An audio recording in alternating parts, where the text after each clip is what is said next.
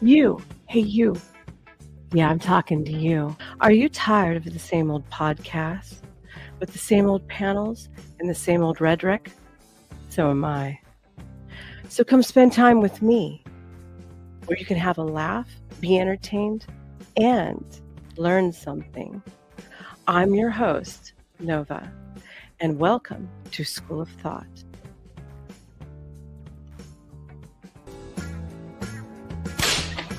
Class is in session. Welcome to everybody who's joining me here at School of Thought. I'm your host, NovaStar. Sean is here, Sarcastic Saint, and Trigger Man, and Hurricane Paro. My buddies are all joining in. So we want to say a good hello, and I hope you've had a great afternoon and beginning of your week of this new 2026. Are we all excited? Are you all hopeful that this year will be better than last year? Because I am. I'm like ready to not have all the same problems, to get her done and get it out of the way. I need some water. Hold on. Yes, there's a lot of stuff that's going on in the news. We've got stuff with the Medicare system. Medical system, not just Medicare, but also medical system going on. We got stuff with the housing market going on. Crypto has been in the toilet. Let me double check. Let's see if my little other bag is doing any better. Let's see. And then we've got all kinds of stuff going on with Hollywood elites and sex cults. Now, did everybody see my poll? Did you all see my poll? Oh, it went back up. Thank you, Lord. Okay, it's going back up. Do you all think that the industry is mostly just a big old giant sex cult? Well, those are all the little things that they don't want you to know about. Yes, see, Trigger Man agrees with me. Yes, I agree with you. You know, and considering I started seeing some stuff out there, I was a little shocked. And now it's all coming together and making lots and lots of sense. So I've got an interesting mixed bag today. Did you all also know that they are desecrating Barbie once again? I mean, they haven't just taken this poor doll and ran her through the knot holes already and made her look as horrific as everybody else. You know, the whole point of toys, Mattel and everyone who might be listening to me, I used to be a big Barbie fan. Yes, I was. I was a Barbie girl growing up, even though I used to like to get into fights and stuff too. But I still liked Barbie, okay? And the whole point of toys is escapism. It isn't so that way the doll looks just like all the other ugly women walking around. I'm sorry. That's not the point. The point is that she is beautiful. You know, she's beautiful and she's fun and she can do all of these things. Same thing with action figures, right? Boys action figures, they do cool stuff. You know what? I'm gonna open it up with this one because you guys got to see what they are doing to my poor Barbie doll. They literally have going on. They're making her autistic Barbie. Autistic Barbie. Why are we doing such weirdo shit? Like, can someone explain to me why we feel the necessity to do this? And make an autistic part. Oh, it's got to be inclusion. Well, I'm sorry. Like, yeah, we can be inclusive by making other dolls look differently, so they kind of resemble more ethnicities. But autism? Anyways, all right. I'm going to pull the link up and I'm going to show you guys what I'm talking about. Hold on. I have to change browsers because it doesn't like the Microsoft browser. So I have to go to the Chrome and reopen everything in the Chrome. All right, here we go. Remove this one. Oopsie. Stop the screen. and then share the other one. Look at this. Look at this. This is the stupidest thing I have ever seen in my entire existence. This is so stupid. Mattel adds an autistic Barbie to doll line devoted to diversity and inclusion. Yes, we've now reached the bottom of the barrel of stupidity. Mattel Inc. is introducing an autistic Barbie on Monday as the newest member of its line. Yeah, yeehaw. Let's all run out and buy it tomorrow. Intended to celebrate diversity, joining a collection that already includes Barbies with Down syndrome, a blind Barbie, a Barbie and a Ken with vitiligo. I had no idea we have went this far. And other models of the toy maker added to make its fashion dolls more inclusive and less fun, which also makes your sales go down, but they don't care about that. Mattel said it developed the autistic doll over more than 18 months in partnership with Autistic Self-Advocacy Network, nonprofit organization that advocates for the rights and better media representation of people with autism. Now, look, I don't got nothing against people with issues, okay? But why are we forcing this weird shit on children? The goal to create a Barbie that reflected some of the ways autistic people may experience and process the world around them, according to Mattel news release. It was a challenge because autism encompasses a broad range of behaviors and difficulties that vary widely in degree, and many of the traits associated with the disorder are not immediately visible, according to the Nor Pervez, who is the Autistic Self-Advocacy Network Community Engagement Manager and worked closely with Mattel on the Barbie prototype. Like many disabilities, autism doesn't look any one way, but we can try and show some of the ways that autism expresses itself. Okay, like I said, I don't have a problem with any of that stuff, but when you start forcing it down kids' throats and you start taking away everything that children like, which is the whole fantasy of things, whether it's beauty or whether it is action or whatever the case may be, that we're just stripping away all the extra innocence, and it's got to look like this, it's got to look like that. No, you're taking away their ability to have a fantasy, to have a fantasy, play out their little fantasies. And be creative. That's really what it's all about, honestly. Let's see what else let's see what everybody's saying. Grid, hello. You're all set. Thank you. Okay. Let's pull up what we were going to start sharing right now. Now, evidently, some things are going on with Miss Jenner. Miss Jenner, what have you been up to? She's been rumored to be like a madam of sorts. And according to this, it might just be true. Let's get started. Jeffrey Epstein and Ghislaine Maxwell. I now hold the opinion that Kim Kardashian is a prostitute, and I'm not going to edit this. Yes, she is. This opinion. Kim Kardashian is a prostitute. Her mother is a pimp. This federal RICO though on KK and Kris. Ooh, the federal RICO I'm about to drop. Anybody know Kim and cool with Kim? They need to tell her now. The rain is coming. The feds is coming. Y'all, we need to talk about this bombshell that just dropped about Kris Jenner and her alleged ties to Epstein. So one of Kanye's former employees at Yeezy leaked that Kanye found some major evidence against Kris, including... Wow, Kanye seems to be finding evidence against everybody, but he's also batshit crazy. But let's listen. Including her rumored role as a recruiter for elite predators. Apparently, Kanye was extremely worried about what's going on down there, boys. Kris what are we talking about here? To pimp them out the same way she did with her own daughters. But the rabbit hole goes even deeper. Remember that bizarre party Kris threw last month for her 70th birthday? Well, turns out that was not just a regular party. And a lot of people are now speculating that this was a meeting for all the... He was gay. He's very bisexual. So yeah, it means gay now, doesn't it? Get off of Coco's ass, behave yourselves, or else you'll have me to deal with. Okay? That's how that's going to go. The Hollywood elites with ties to Epstein. Because why would Bill Gates and Mark Zuckerberg be there? Since when do they party with the Kardashians? Kanye West just needs help. He needs to have a whole bunch of priests hold him down and have a devil removing session. That's what he needs. Kris is definitely up to something, and the timing of her party and the Epstein emails dropping, none of this seems like a coincidence. Good American on the Gas outside. mask. I've got Skims on the inside. Wait, say that again? I'm drinking 818 like crazy.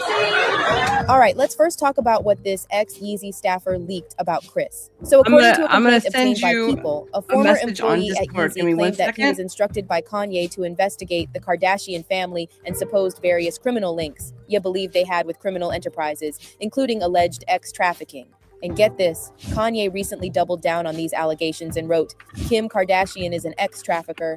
And watch y'all don't believe me and just say I'm crazy. And this isn't the first time Kanye openly expressed concern that the Kardashians could pull his daughters into something sinister. The grandmother that signed for the daughter to do the tape has the rights to the names and the likeness of my black children. That's who we're dealing with. And I bet not one celebrity say shit.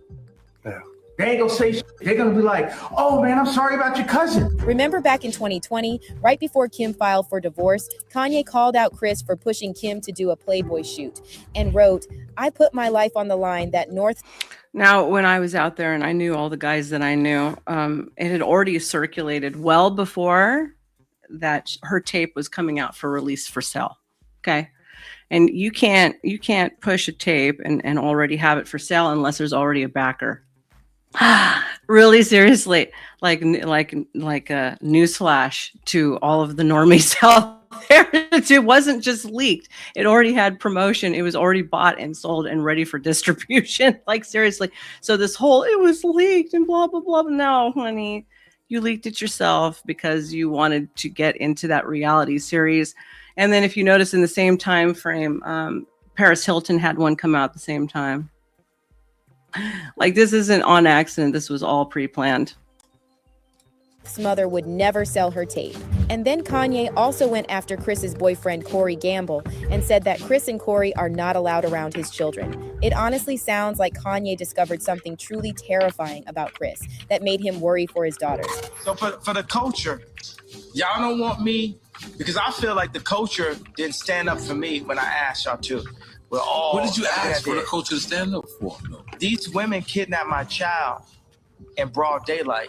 And now with these new reports claiming that Kris was allegedly the Ghislaine Maxwell of the entertainment industry, it's all starting to click. Now let's talk about that weird party. Oh, how come we're not talking about Oprah Winfrey on that then, huh? Shall we infer, imply, and drop some other names on that? Maybe we should be looking at good old Oprah.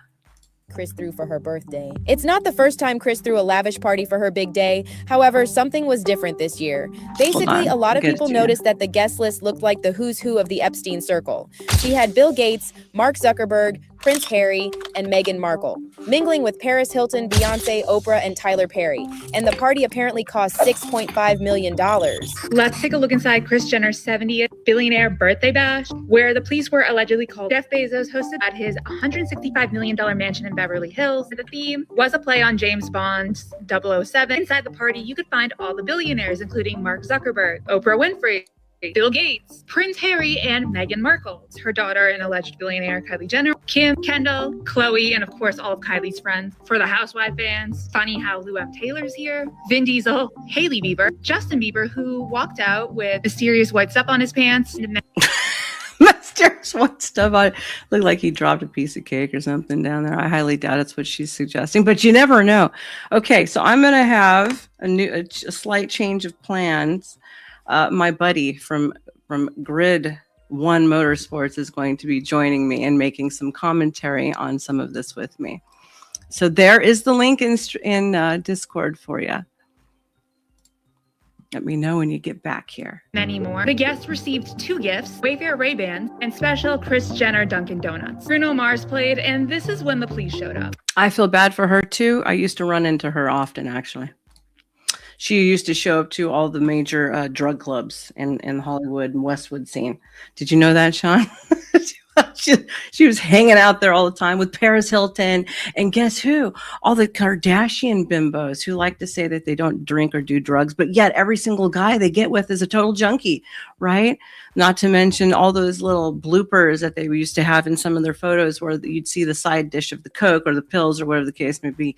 And then they would put it up there and then appropriately edit it out afterwards. TMZ and the Daily Mail are alleging the cops came Okay, several let me times fix it. during. Here we go. I got grid coming up here. Can we hear Hey, you? what's up? I can hear you. Can you hear me? I can hear you. Yes, I hear you. Perfect. It's nice to have you here. I love your American flag and your patriotism in the back of thank you. Yeah. Yes. One of the shows I do is I just launched a new channel called Gun Prattle. And so this is the background that I use for that. I mean, I redid the studio, so it was more appropriate for that. Gotcha. So, yeah. Well, I'm glad you're here. You have very interesting stuff and topics that you talk about, like lots of American issues, politics. I do believe I've seen you for relationship stuff too, don't you? Yeah, I do a little bit of everything. Most what I do is commentary for sure. Okay, so stuff like this.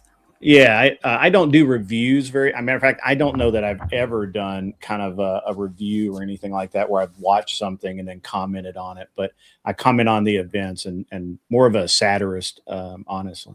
So, well, I started off with friends who are in the space who helped me put out series for occult online spaces and occult activity in America today.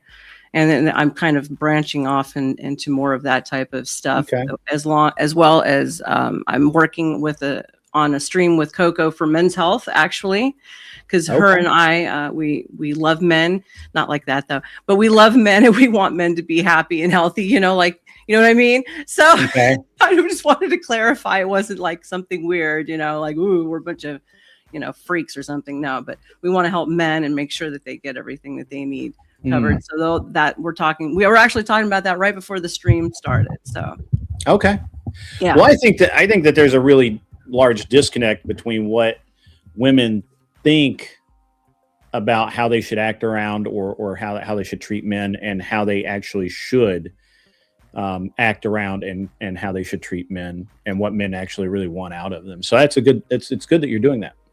Yeah, and that's definitely a two-way street for sure. But the next stream is about men's health, though.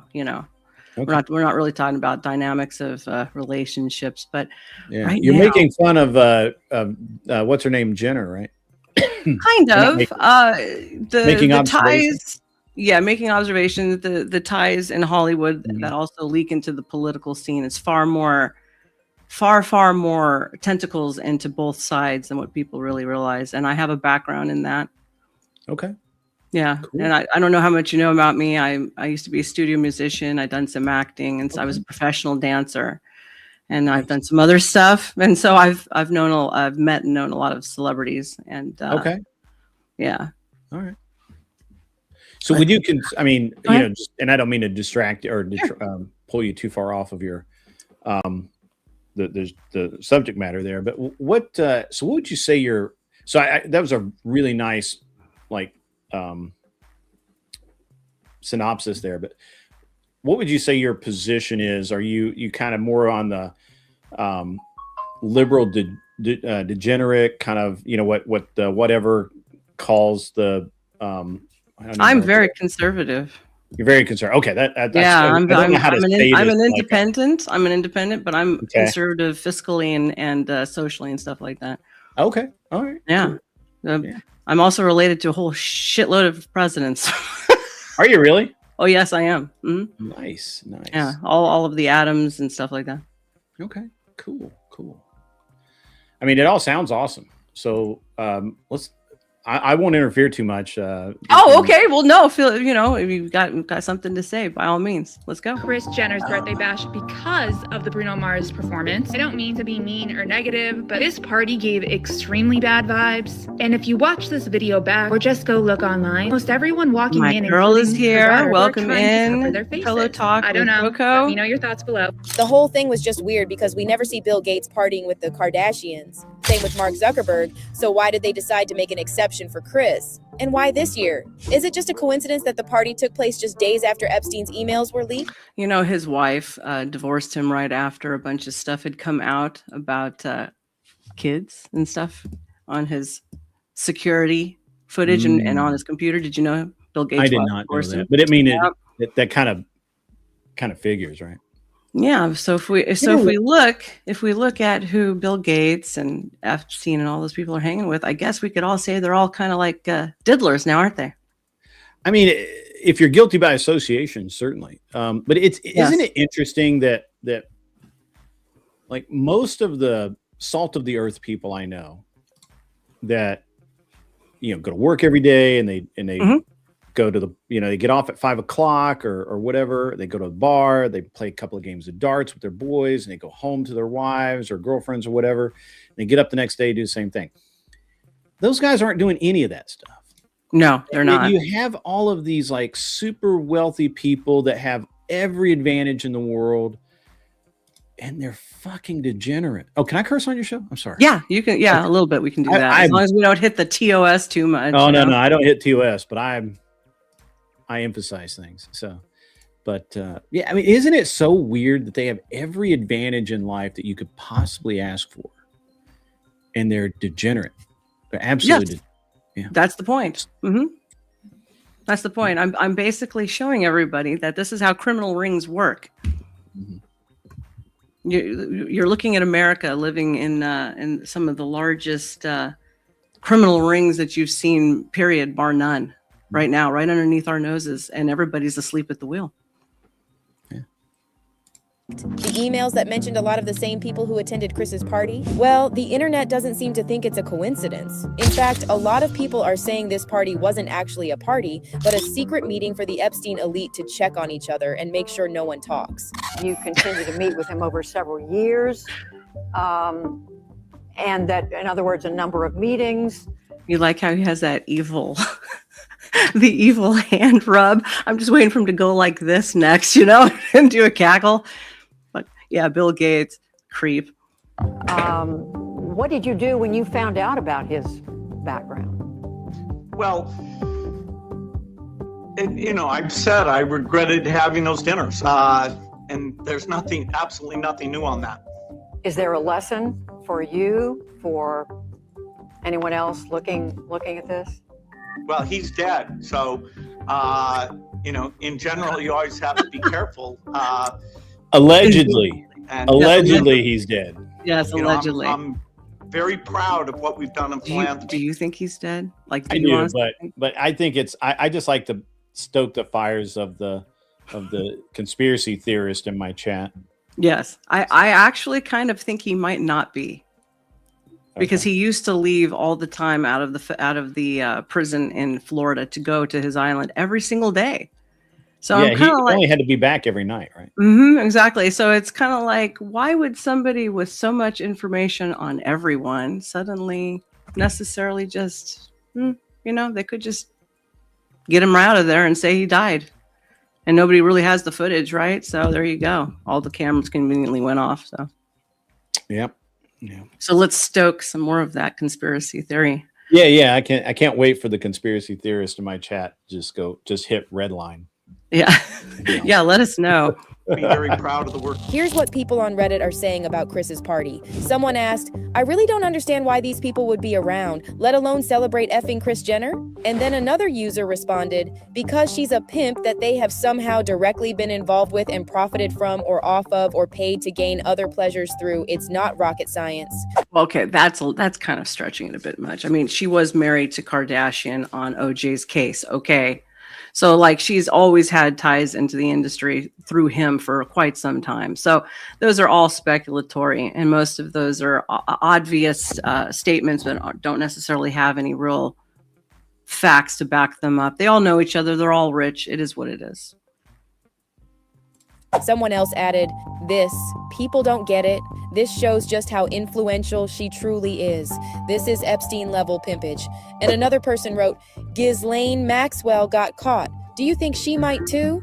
Fingers crossed. But there's another parallel between Kris and Ghislaine. See, Jeffrey Epstein and Ghislaine weren't just predators, they were also financial criminals. Evidence shows that JP Morgan Chase Bank massively underreported Epstein's suspicious transactions to the U.S. government for decades, potentially breaking federal anti-money laundering laws. JP Morgan reportedly opened 134 accounts and moved over $1 billion for Epstein, while ignoring warnings it could fuel his crimes. And Deutsche Bank did the same.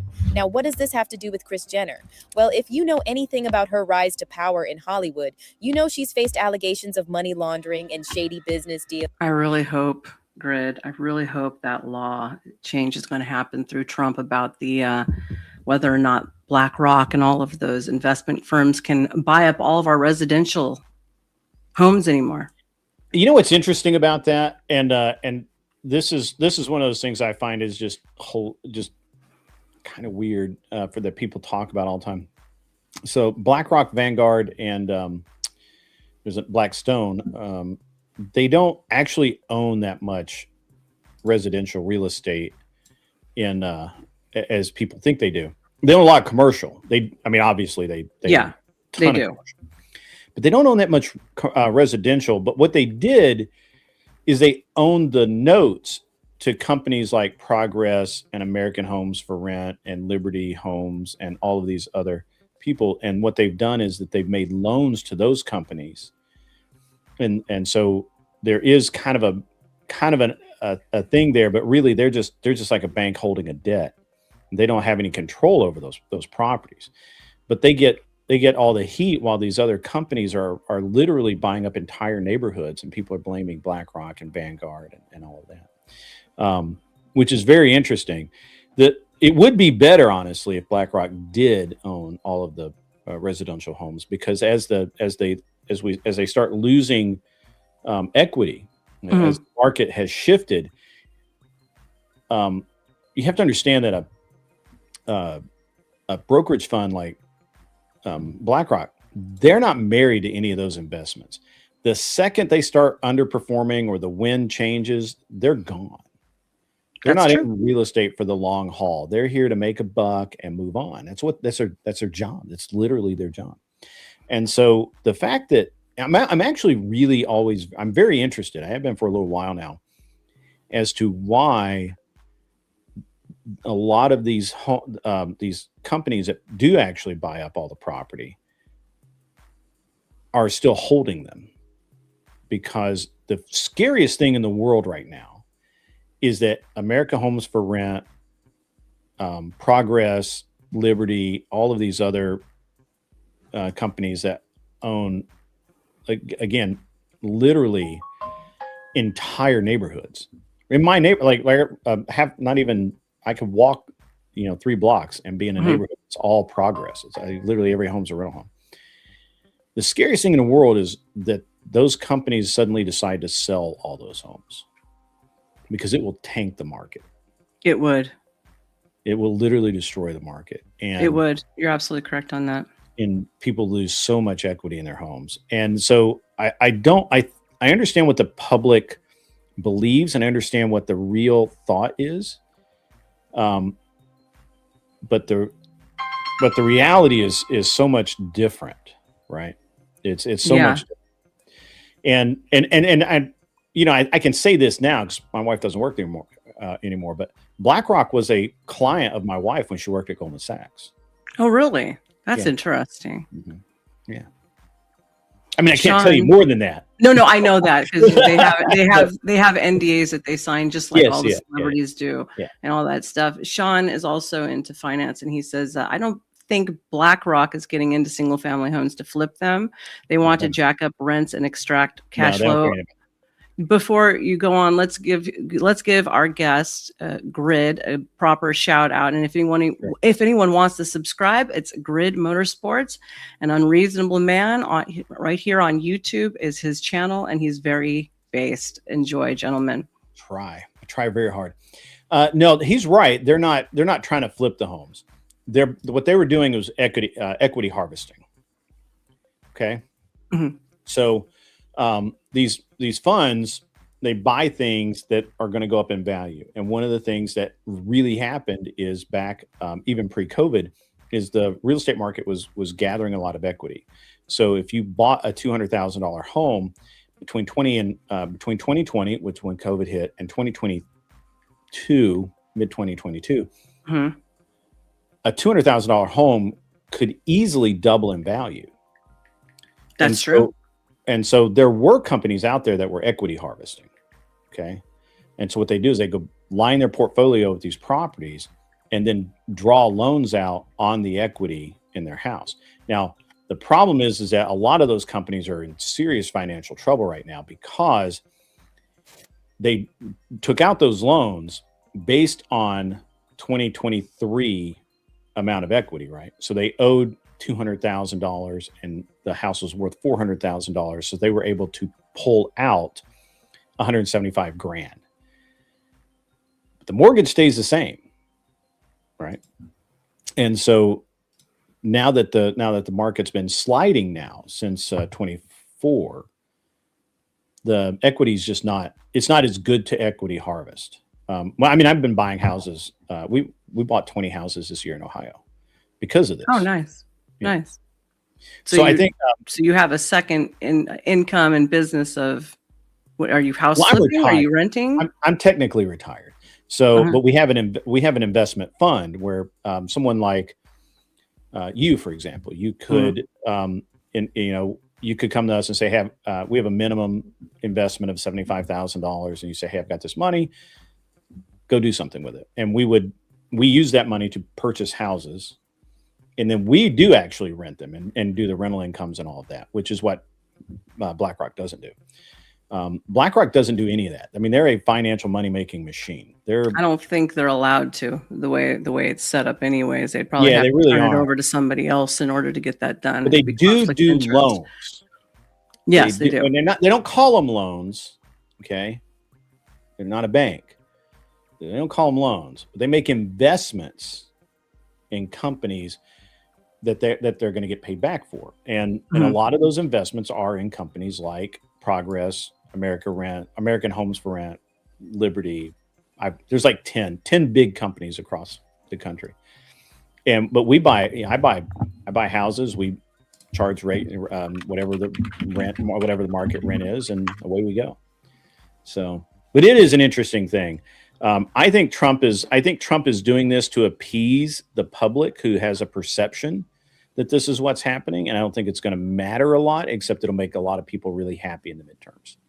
I'm kind of wondering why they're saying investment firms are doing that if they're not necessarily technically doing that, and they're just holding, unless it's keeping them from being able to just buy up and hold in general. That could be the issue. I mean, hedge funds don't really do that so much. I mean, but there's a public perception that that's what they do, is that literally someone from BlackRock is buying the house down the street from you, when that's not the case. All hedge funds are loan sharks. What do you? Trigger man, BlackRock sounds like a lot. Yes, they're all loan sharks. I mean, they are. That's how that works. You know. Are we ready to finish this video so I can move it along? I'm sorry, I didn't mean. No, it's okay. It's okay. I just want to make sure I can move it along so we're not sitting stagnant with this stupid video. I apologize. Maybe not. No, you're good. You're good. Not on We're the having same good. level as We're having a Epstein good and Ghislaine, conversation. but the pattern is undeniable. And then Kris has also been accused of running a tax scam through her own private church. Kris calls herself a lover of Christ on social media, but calling her a Christian is a stretch, especially since she literally owns a church that hits members with insane fees. In 2009, Kris founded California Community Church, where members have to pay $1,000 a month and also donate 10% of their income. And since the church is registered as a charity, Kris gets a 10% tax break every year. Meanwhile, those monthly membership fees. Oh, but they're failing to mention, Grid, that Yeezy started his own church first. So that's kind of the pot. Yeah, Yeezy started his own church. So that's kind of the pot calling the kettle black. Now, this is the same thing a lot of rich people do, because most people know that, you make more money getting other people to give and invest on 501c3s than anything else. So that's another way of funneling tax money. Yeah. The churches are, these weird churches are just, I don't know. Like Christian Scientology. Really bad. Yeah, it's a Christian Scientology. You have to pay there was a huge membership at the front. There was a church here that was called, it was based on losing weight. What? Yeah. It started out as this like, I don't know.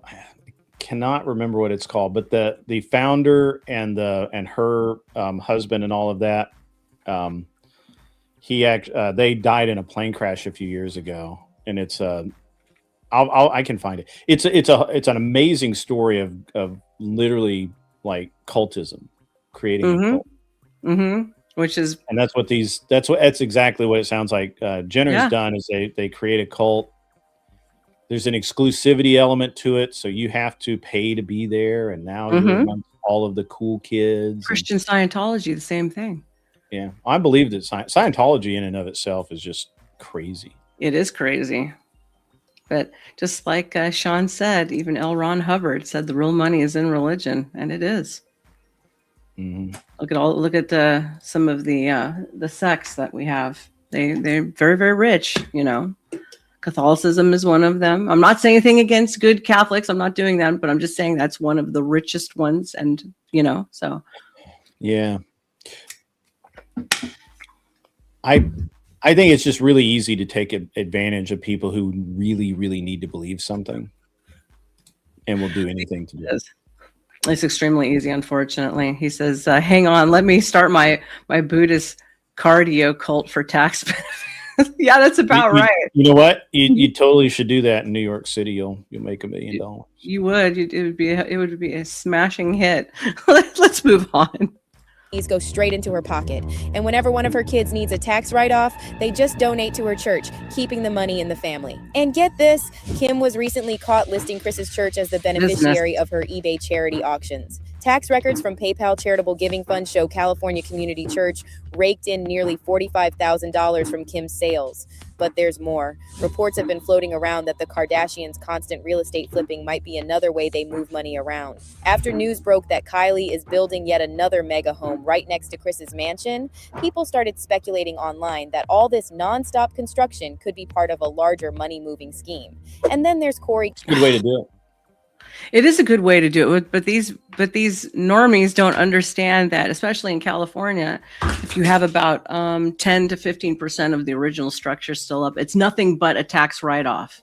So they're just constantly using tax write-offs and funneling money. This is business 101. This is how the rich stay rich.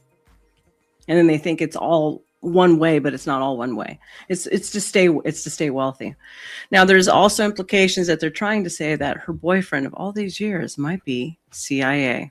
Gamble. There's so much sketchy stuff about Corey that he deserves his own video, but we have to mention him here because according to Kanye, Corey is the link between Kris's rumored criminal operation and law enforcement. Corey is rumored to have very deep ties to intelligence circles and some seriously powerful players. Back in 2022. Yeah, why not? Maybe it's her personal bodyguard. Coco says, where to go? I worked on the set for Lay, and that was the most cultish thing I had ever witnessed. I believe you. You know, I once went into Jehovah's Witness church twice.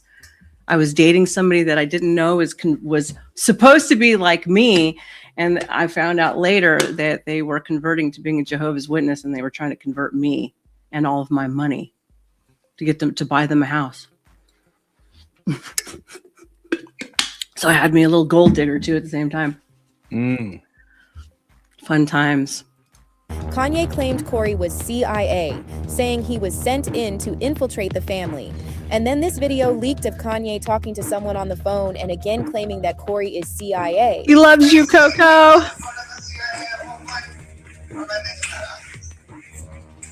Yes, Corey's CIA. Like, he didn't even gotta say it. I know it. So when you put all these things together, it's not hard to see why people are side-eyeing Kris and those Epstein rumors. It's like suddenly Kanye's comments about Kris don't sound so crazy anymore. Yes, but Kanye is still crazy.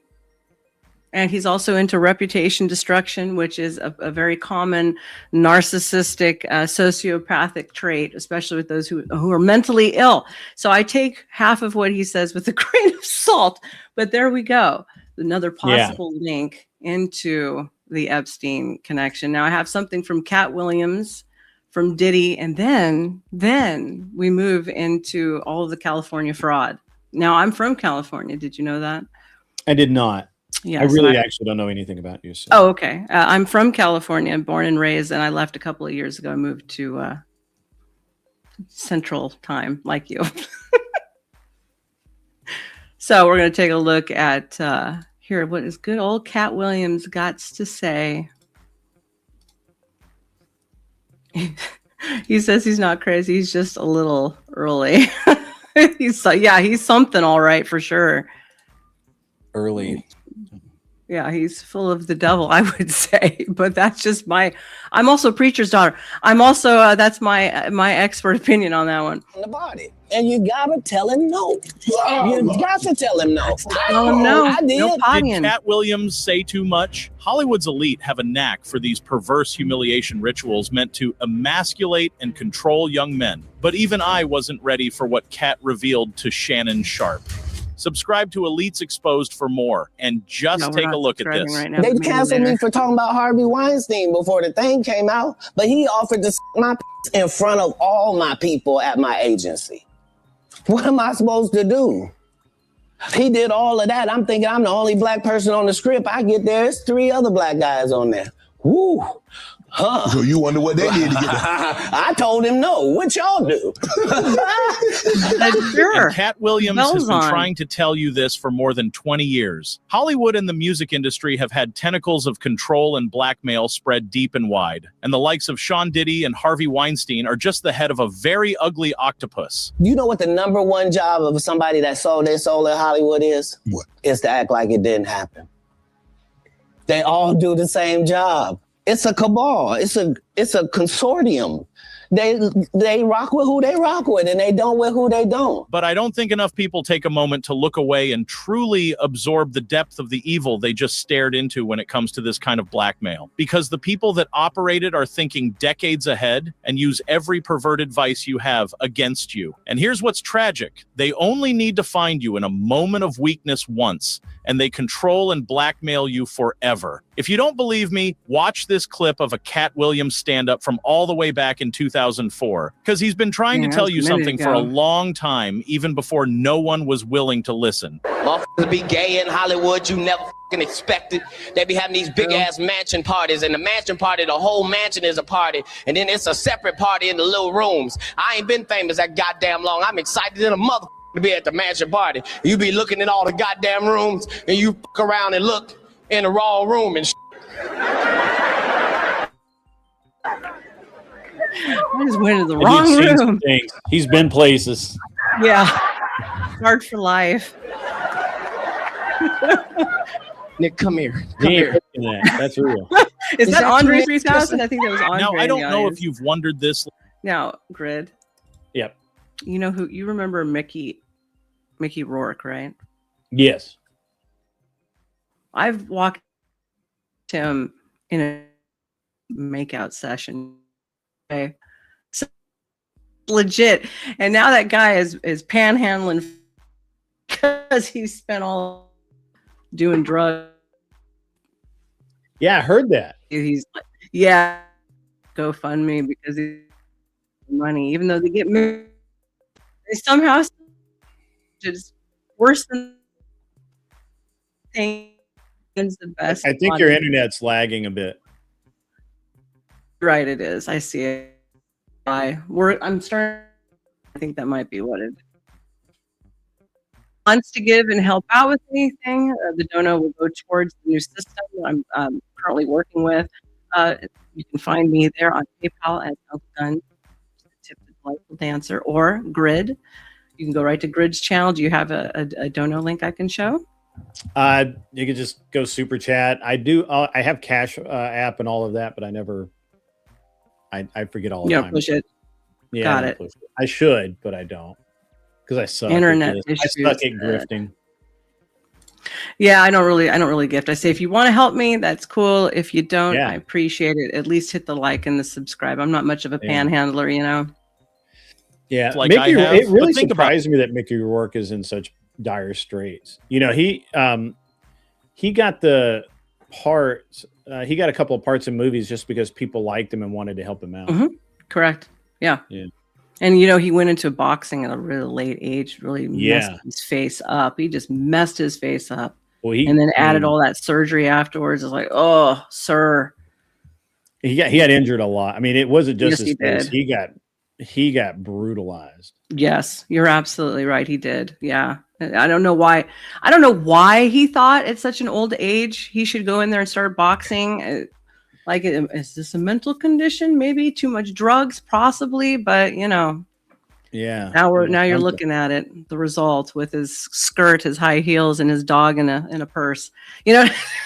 So I didn't know that about it. Why? Oh yeah. All these guys. The best movie that I remember him in was Harley Davidson and Marlboro Man. 9.5 weeks. Do you remember that one from the 80s with Kim Basinger? Not really, but I kind of remember it. But I was young in the 80s. Yes, well, I saw it later in like the 90s and early 2000s. But you should see 9.5 weeks with Kim Basinger. That movie it's actually where they based a lot of some of the characters from like was it 50 Shades of Grey? Actually was based off of him, and then some of it was based off of the movie The Secretary, not the one with the horse, but Secretary with what's his name? I can't remember, with Maggie Gyllenhaal and what the hell was his name? I could see his face from Stargate. Can't remember his name. Oh, damn it! Is it the Colonel guy? I can't think of his name, but no, not Kurt Russell. The other guy with the glasses. He played Daniel something. Here, let's look really quick because I can't remember. Here, let me hit the play. They'll tell you. I do so many of these cases and stories of sexual deviance involve men amongst each other, even when most of them are actually straight. Well, here's the dark, unspoken truth. When you're in those dimly lit private rooms and those secret freak-off parties, it's not about James lust. Spader. It's about a culture of initiation and humiliation rituals, depending on if you're a young guy looking to get his big break, or someone seasoned looking to prove your loyalty to the people up top that sustain you. That's kind of what you see when John Cena inexplicably walks out naked at an unfunny award show, or Terry Crews wears feminine clothing in sketches a little bit too often. In fact, people like Kevin Hart and Dave Chappelle have spoken about this and straight up refused stuff like this before, alleging it's actually a more deliberate attempt to humiliate and destroy their masculine ego for their Hollywood overlords. It all functions like a big cult, and depravity is their idea of worship. It's ultimately about power and control, and in the long shot, it's about keeping a leash of blackmail on them forever so they never get out of line and threaten the entire system. You can't be so happy to change shit that Hey, Pat, you. You know how many celebrities went to Diddy's house? Thinking they was finna dance? Your mama. How does that feel? You a grown ass man. You gotta leave Diddy party like that. You can't even sit down in the car.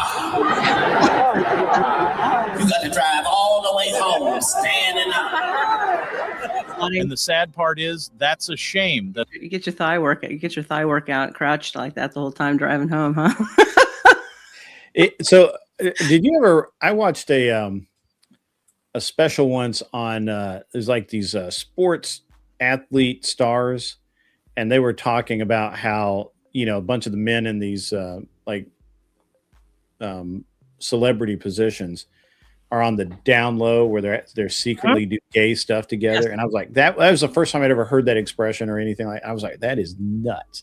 Like, that's crazy to think about, that you have so much access to anything you want. You could literally get on a plane. Think about this.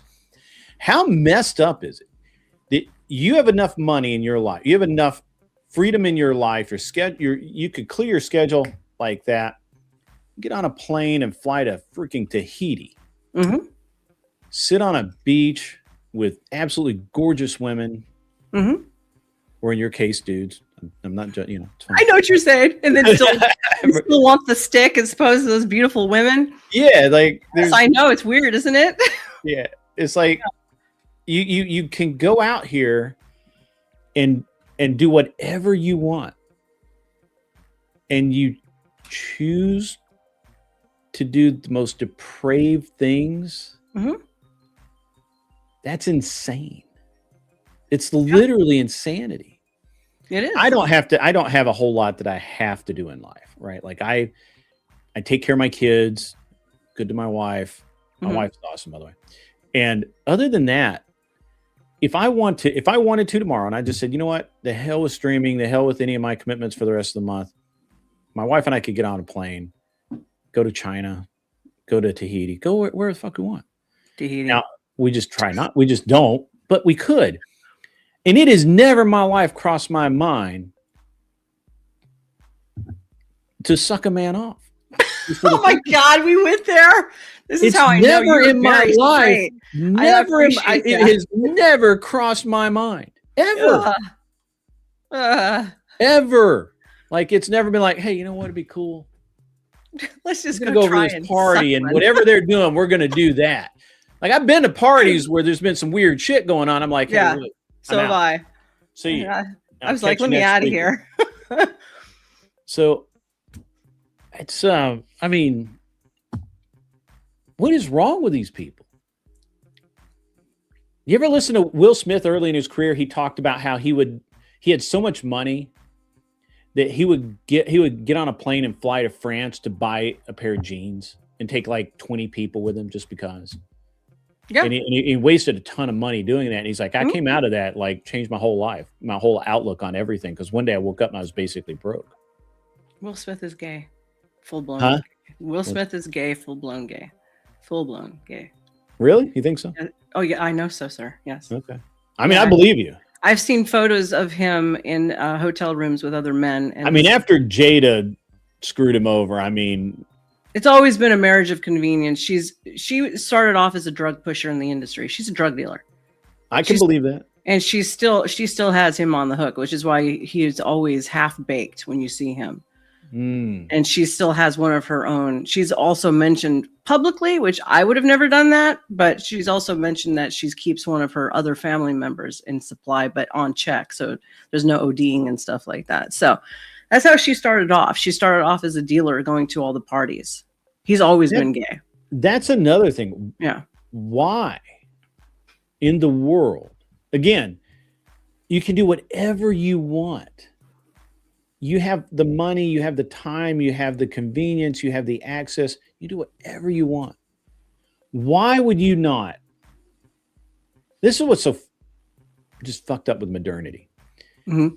Our predecessors, when they got a little bit of money ahead, when they had that freedom that comes with just not with basically like fuck you money, when they got there, they would take month-long trips to Cairo or something. Like they would go across the have an adventure. Yeah, they would go have an adventure. Spend all summer traveling Europe on a train, right? They did. Mm-hmm. They didn't go to Diddy parties. They just did. No. And if you have all of that access, you have all of that money, all of that freedom, and you want to do drugs? Seriously? Wow. Heroin and stuff like that. Yeah, that's always been kind of an issue with people with. Yeah, for sure. I get it, but I mean, really, that's what you want? Like, you know about Hearst Castle, right? Randolph William Hearst. Yeah. Mm-hmm. Okay. Well, he was the original Playboy. He was the original Hugh Hefner. That's where Hugh Hefner modeled all his stuff off. Yeah. And I used to go to the castle all the time because I like it over there. It's the beach and the ocean on one side and the forest on the other. And you can still see zebras and stuff running around his property up there, by the way. But he started off with the grotto. He started off having the can we say sex on YouTube now? We started off having the sex parties and all of that stuff. And everybody back then did NDAs also. So this isn't new. And he was also a political figure of the time frame, the original mogul. They still own ESPN and many networks and all that stuff still today. Sure. Yeah. Yeah. But I agree with you. Why do you have all of this money and you do the most inhumane, deprived shit? But that's kind of mankind's nature, isn't it? Once they get too much power, too much access, they always have the tendency to go into the dark avenues.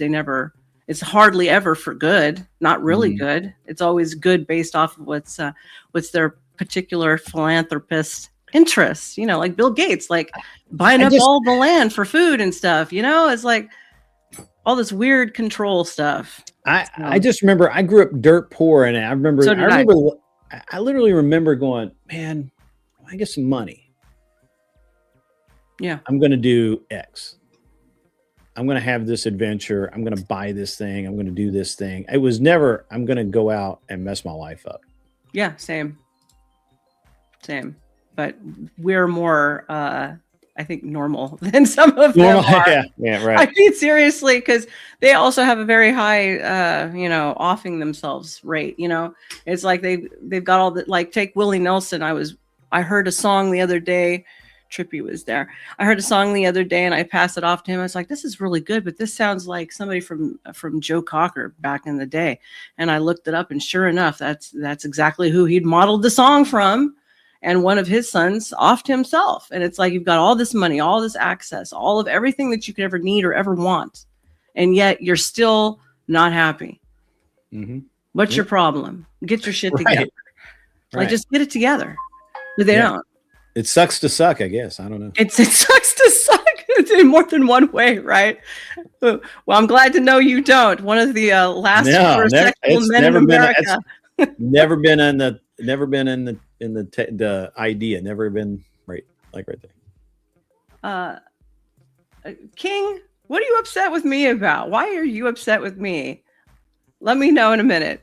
That's all too familiar to even the biggest names in the music and movie business that you may even love and admire. And shame is one of the greatest strings of manipulation anyone can ever have on you. I remember Terrence Howard said something that was hauntingly true. He said that as a man, you only give up your masculinity once, and after that, you never, ever get it back. Well, when you lose your man card, that's the only thing I can think of. You lose your damn man card. What is that? What do you mean by that? You give up your ability, your right to being a man. A man don't take it, a man gives it. So when you give up that man card, you don't get that back. Are you saying what I think you're saying? No, I'm saying what I'm saying. You don't get that back. You come into this world as a man one time. You give up that right for anything, for fear of being hurt, fear of somebody doing something, for wanting to gain something. When you give up that man card right, you lose some spiritual energy that has always been pushing through. Like if a woman gives up her womanly right of being a mother and taking care of her family and do all those things, when you give up those things, but when you give up your manhood, I've never seen somebody recover from it. That was all the people that went to the puffy parties. That was all the people that did all those things thinking that there was never going to be a consequence for what they were doing. Get punked out and pimped out by some greater desire. You shouldn't have a greater desire than being a man. So I believe that's a big problem with a lot of the actors out there, because they get fluid. And next thing you know, once you go fluid, it's gone. You don't have any foundation to pull yourself back from. So maintain your man card, no matter what. But for Hollywood's corrupt elites, that's the problem. Well, what we're looking at on that is basically you're starting to see what the men are doing after the women. Okay, if women have to do sexual crap to get to the top, now you're watching the men do it, and it's coming out to the forefront. And this isn't new, though. This has been going. Rock Hudson, there's a whole slew of them, and they would often get them hooked on drugs. That's why I always tell the guys in the MGTOW, better be careful, because a lot of those guys are homosexuals, and they're telling straight guys that women are bad. Stay away from women, and then you go so MGTOW that you go gay and you don't ever come back. Just saying. Crazy. And I got a massive history in theater, so it's not like I haven't seen it. And they get them hooked on drugs. Oh yeah. And then the next thing you know, they are, I'm not just bi, I'm full-fledged gay now. That's the introduction to it.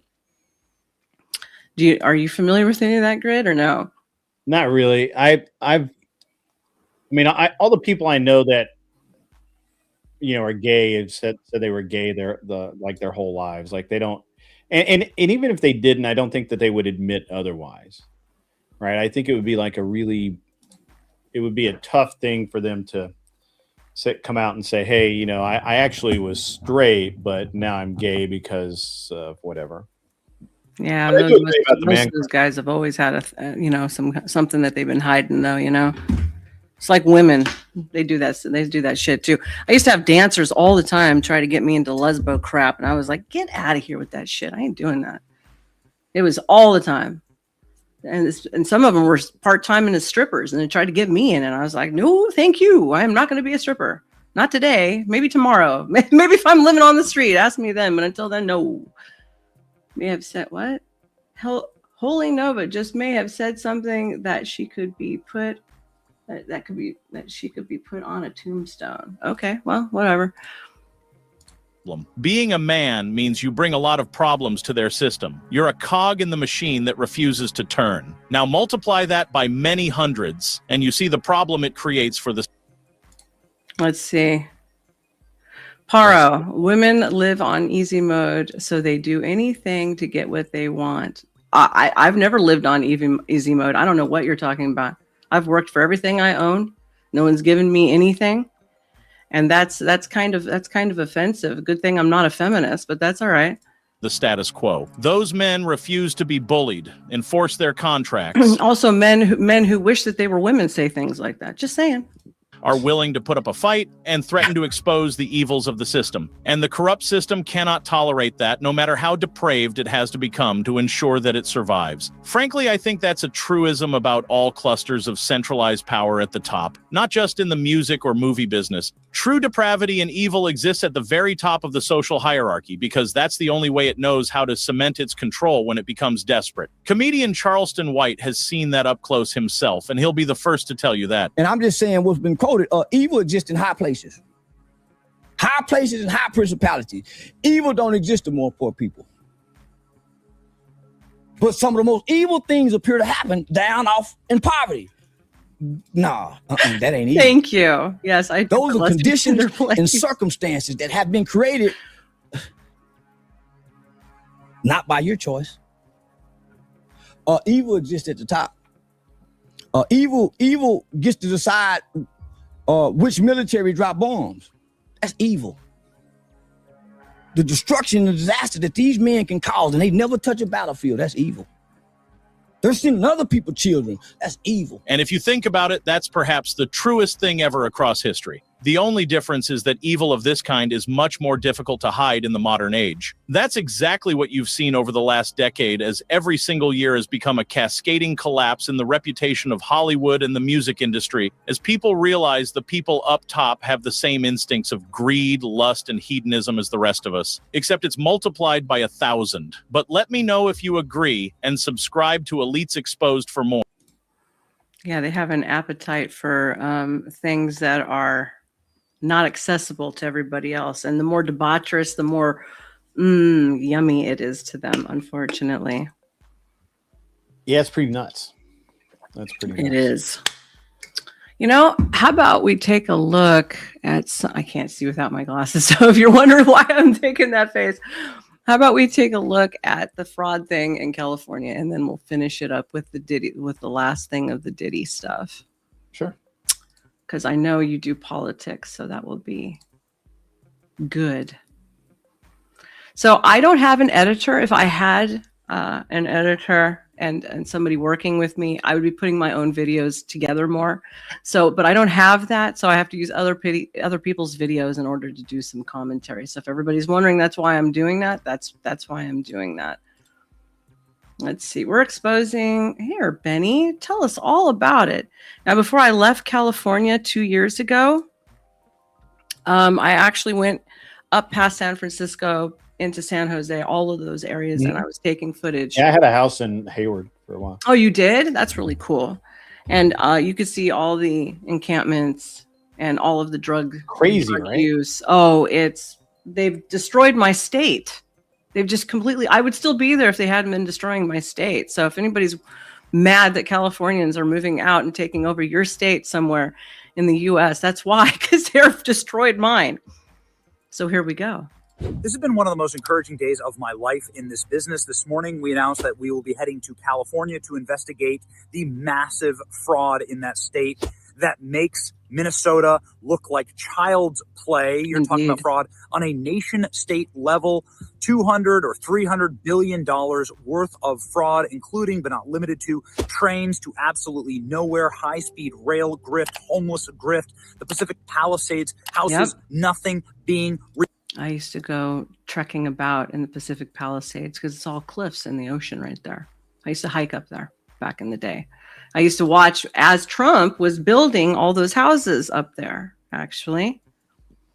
So he started developing most of the Pacific Palisades. Until then, actually, most of it was undeveloped past 2008. Most of it was still mostly undeveloped up there. The other issue is, that's the reason why all of you should stop voting to build stuff in your states, because it's usually a damn lie, and they just use it as a way to funnel money. So anytime you would see stuff like this, oh, here, vote, and we'll get this railway built in California. I never voted for any of that shit. Anytime they ever did that stuff, I always vote no on everything, because it raises your taxes too on top of it. Rebuilt, all of it being laundered into the pockets of the Democrat elites in the state.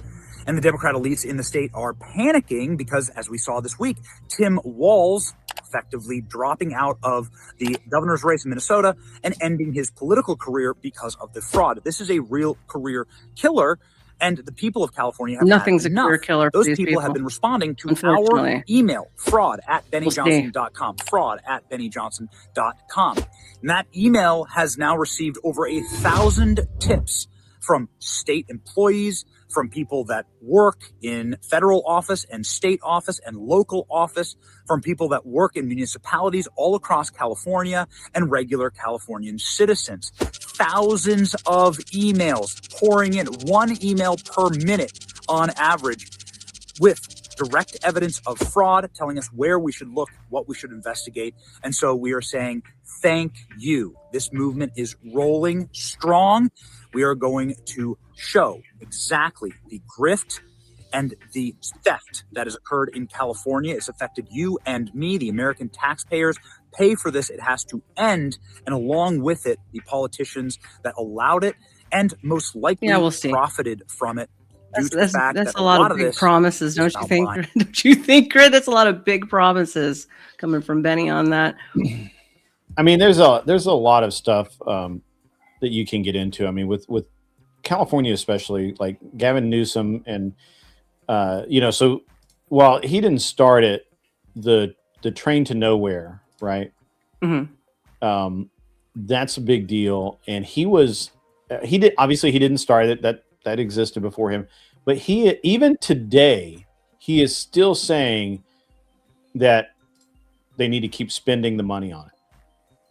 Even That's today. Ridiculous. And he's been to court over it. There's some allegations of fraud that unfortunately haven't gone anywhere. And he is, to this day, he's still saying that you can't cancel it, because if you cancel it, then those federal funds that they're getting for that train, well, they won't be secured anymore. And now California won't get them. Somebody else might get them. And so this is a kind of insanity that you're up against when you're dealing with, especially California and New York. Yes. So it's like we have to spend it all, because we don't spend it all, we won't get any more. Correct. Crazy. Yeah. That's why my dad, when he had government contracts, the first thing he taught me was you have to fulfill all of those contracts, because it's mandatory for them that all of their invoices get paid. Because if they don't, then they don't get the funding for the next round. So yeah, you're absolutely correct on that. Okay, here's this one. Where did it go? Come on.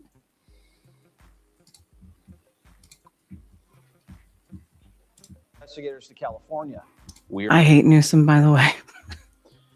Twice trying to get him out of office. Twice, man. It's so crazy that people actually admitted that they voted for him because of his smile. That's insane. Who said that? So they did some survey when I was in California. This was probably 2016. Yeah. And they polled all these women and said, why did you vote for Newsom? And it was overwhelmingly his smile. Women, but what year was this? 2016? I think 16, yeah. 15 or 16, yeah. Yeah, well. Because he ain't straight either, so, but we can call them a bunch of fag hags, I guess. Grid. You ladies like gay men. I don't know what to tell you. You ain't going to get nothing from them. All right, here we go. Newsom faces heat as billions in homeless relief funds can't be accounted for. Oh, gee. That never happens, does it? Shocker. Such completely. I mean, I'm shocked. I'm appalled and shocked. Dismay. I'm in dismay.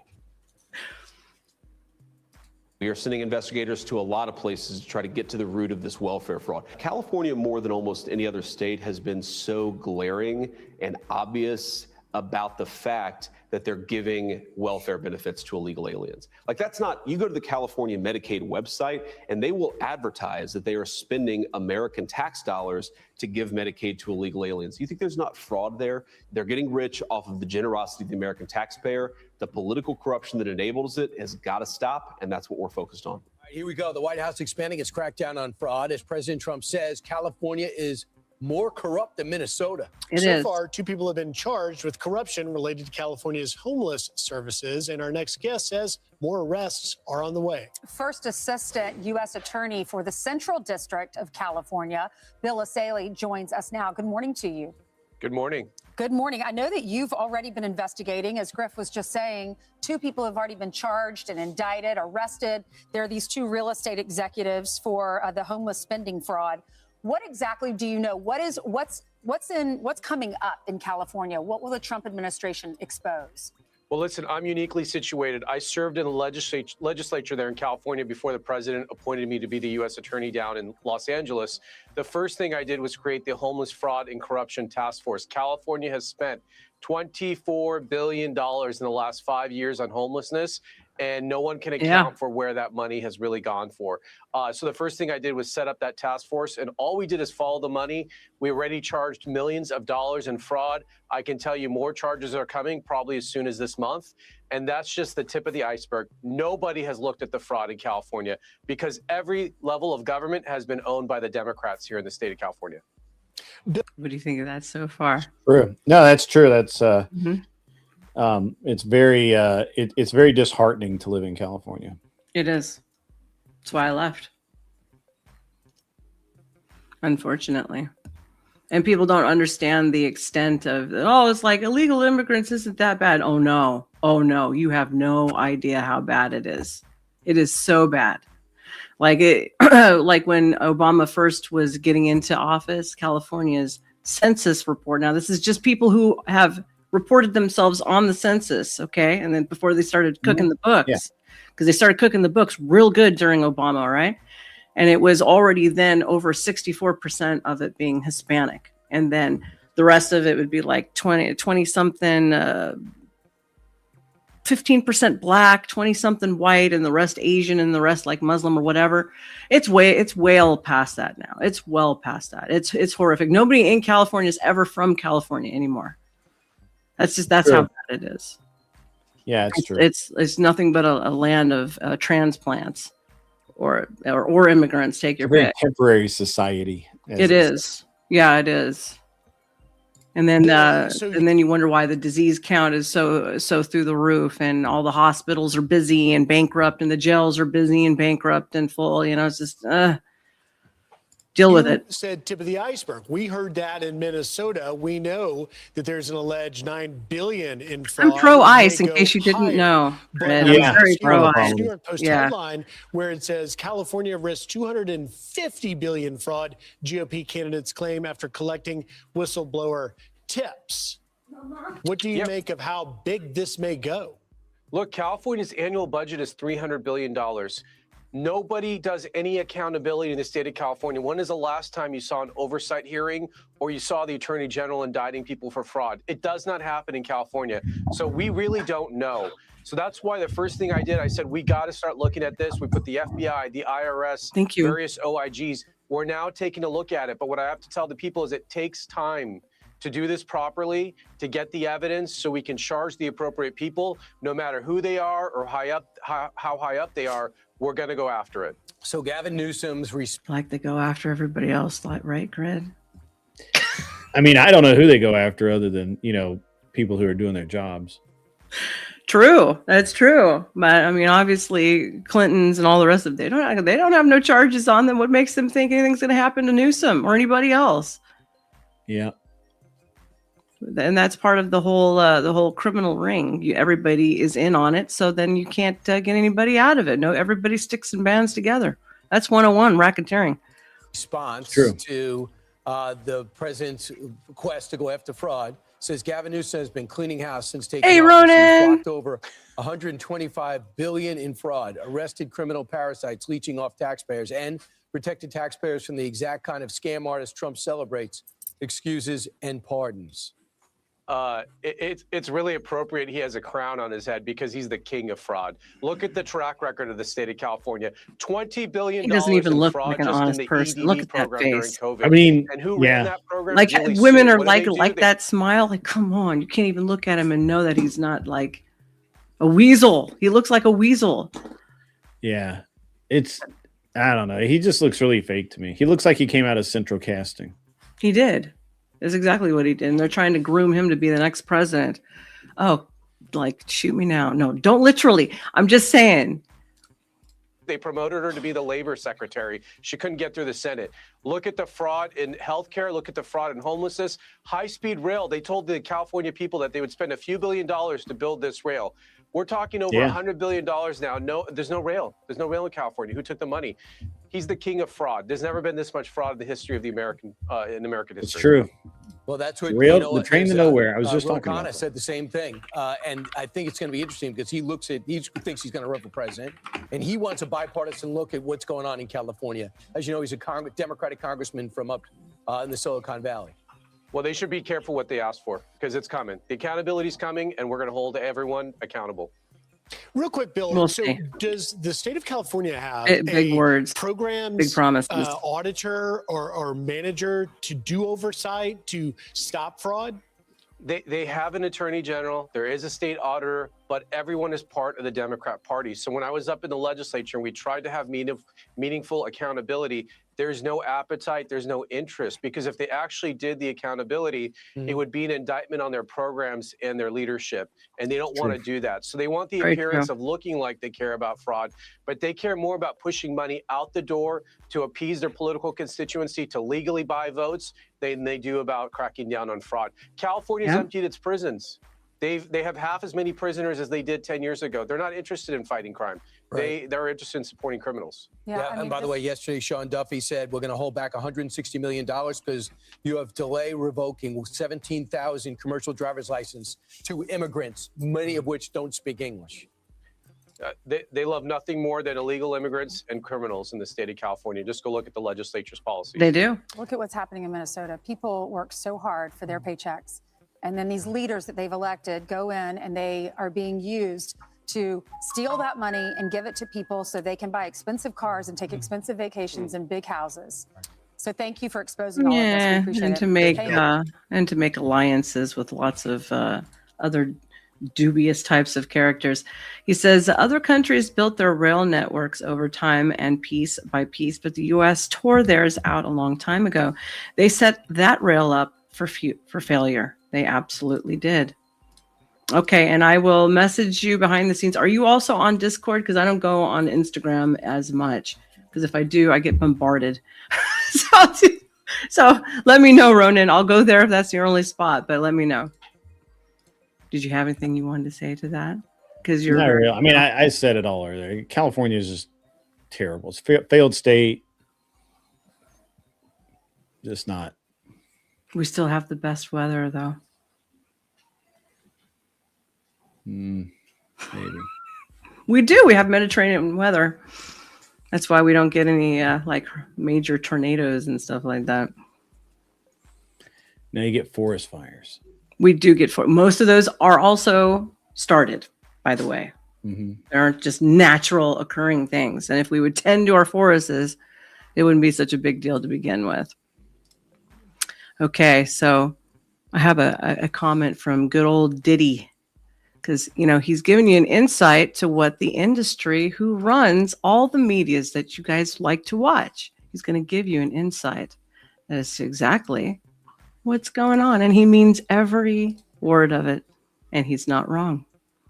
I'm going to take your souls. We have the power. We control what's hot. We control what your kids listen to, what they dance to. We control what's in video games. We control everything. When Sean Diddy looked dead in the camera's eyes and told the world he owns their children, it awakened a beast inside this country singer. He's looking right in the camera saying this, meaning he's looking at me. And I'm thinking, oh, is that right, Sean Combs? You own my sons. You own the soul. Oh, I like this guy. Really? So do I. And I thought, this guy has no fear whatsoever of a mom or a dad and what they would do to him if he came and tried to take one of their kids. Basically, what you're seeing there is a demon-possessed man. And I really don't think that the people on the other side of the table, the predator class out there, don't really have an understanding of that. It's almost as if they have no fear of the American parent, of the dad, the regular guy, the guy that keeps to himself, works hard every day, just leave me alone guy. I think they don't really understand what that person would turn into if you put your hands on one of their kids, because they would rip you limb from limb. They would become the most primal beast you've ever met in your life. They would lose all inhibition. You lose, they win. And honestly, I believe the absolute arrogance you're seeing from the likes of Sean Diddy is because he knows the men and the fathers of this country have been deliberately weakened over the last 4 decades. But all it takes is for a father like John Rich to stand up and give every other father the courage to stand beside him against the sinister ideas corrupting their children. Watch, for example, what this abuser said when asked what he looked for when selecting his victims, and you'll know exactly what I'm talking about. Were there certain characteristics that you looked for in children before them? In children, yes, but more, I also looked at their families. If I thought the father was a threat, I would not approach the child. When even this kind of moral darkness is terrified of a father's rage, you know how powerful masculinity really is. But there's something much more terrifying that Katt Williams recently exposed about the music industry. So click the link below to watch that full break. So what do you think of that? I think John Rich is right. I think John Rich is very right. Have you seen his interview with Sean? No, I want to. I haven't Sean gotten to it yet. Yeah, Sean Ryan. The interview with Sean Ryan is really good. So I will look for that one then. What did he say that you thought was exceptionally? Just the whole thing is like it's like really good. I think it's right around an hour 45 minutes long, but it's just really good. Well, I've been saying for a while now, they're after the women and the children. Okay. All right. Yeah. So, all these guys who are sitting around saying, we don't have to do anything for these women. We don't have to do anything about this or that. Well, they know that men who are complacent and basically sitting around like women and don't want to do anything, they can come in and sack a kingdom. That's what they're looking to do. Because they're also driving that. Go ahead. But they also drive that wedge in so that. Oh yes. So that women don't think that they need the man to do that. So when the man sees the problem and says, "Hey, there's a problem. This is bad. This is going to end bad," the women don't believe it. They call him all kinds of various things, overprotective, smothering. I'm sure that. Dumb women do that. Dumb women, naive women do that. I've not been around how many women have I been around who say things like that? Mostly the college girls would say stupid shit like that. Yeah, for sure. Yeah, it's the dumb kids who say the dumbest stuff. I need to be independent. Yeah, you can be independent, but nobody's ever that independent. Like you're never going to be as strong as a man. That's just how it is. Deal with the biology.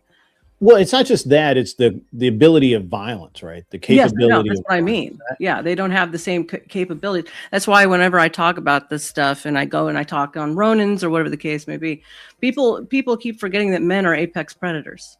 Okay, that's just how it is, and there's nothing wrong with that. That's how it needs to be, and it's the good men that keep the pirates at bay. But if the good men aren't going to take care of the job, then you're starting to see all the predators ushering in. It's true. And so that's why they seem to think they have access to our kids.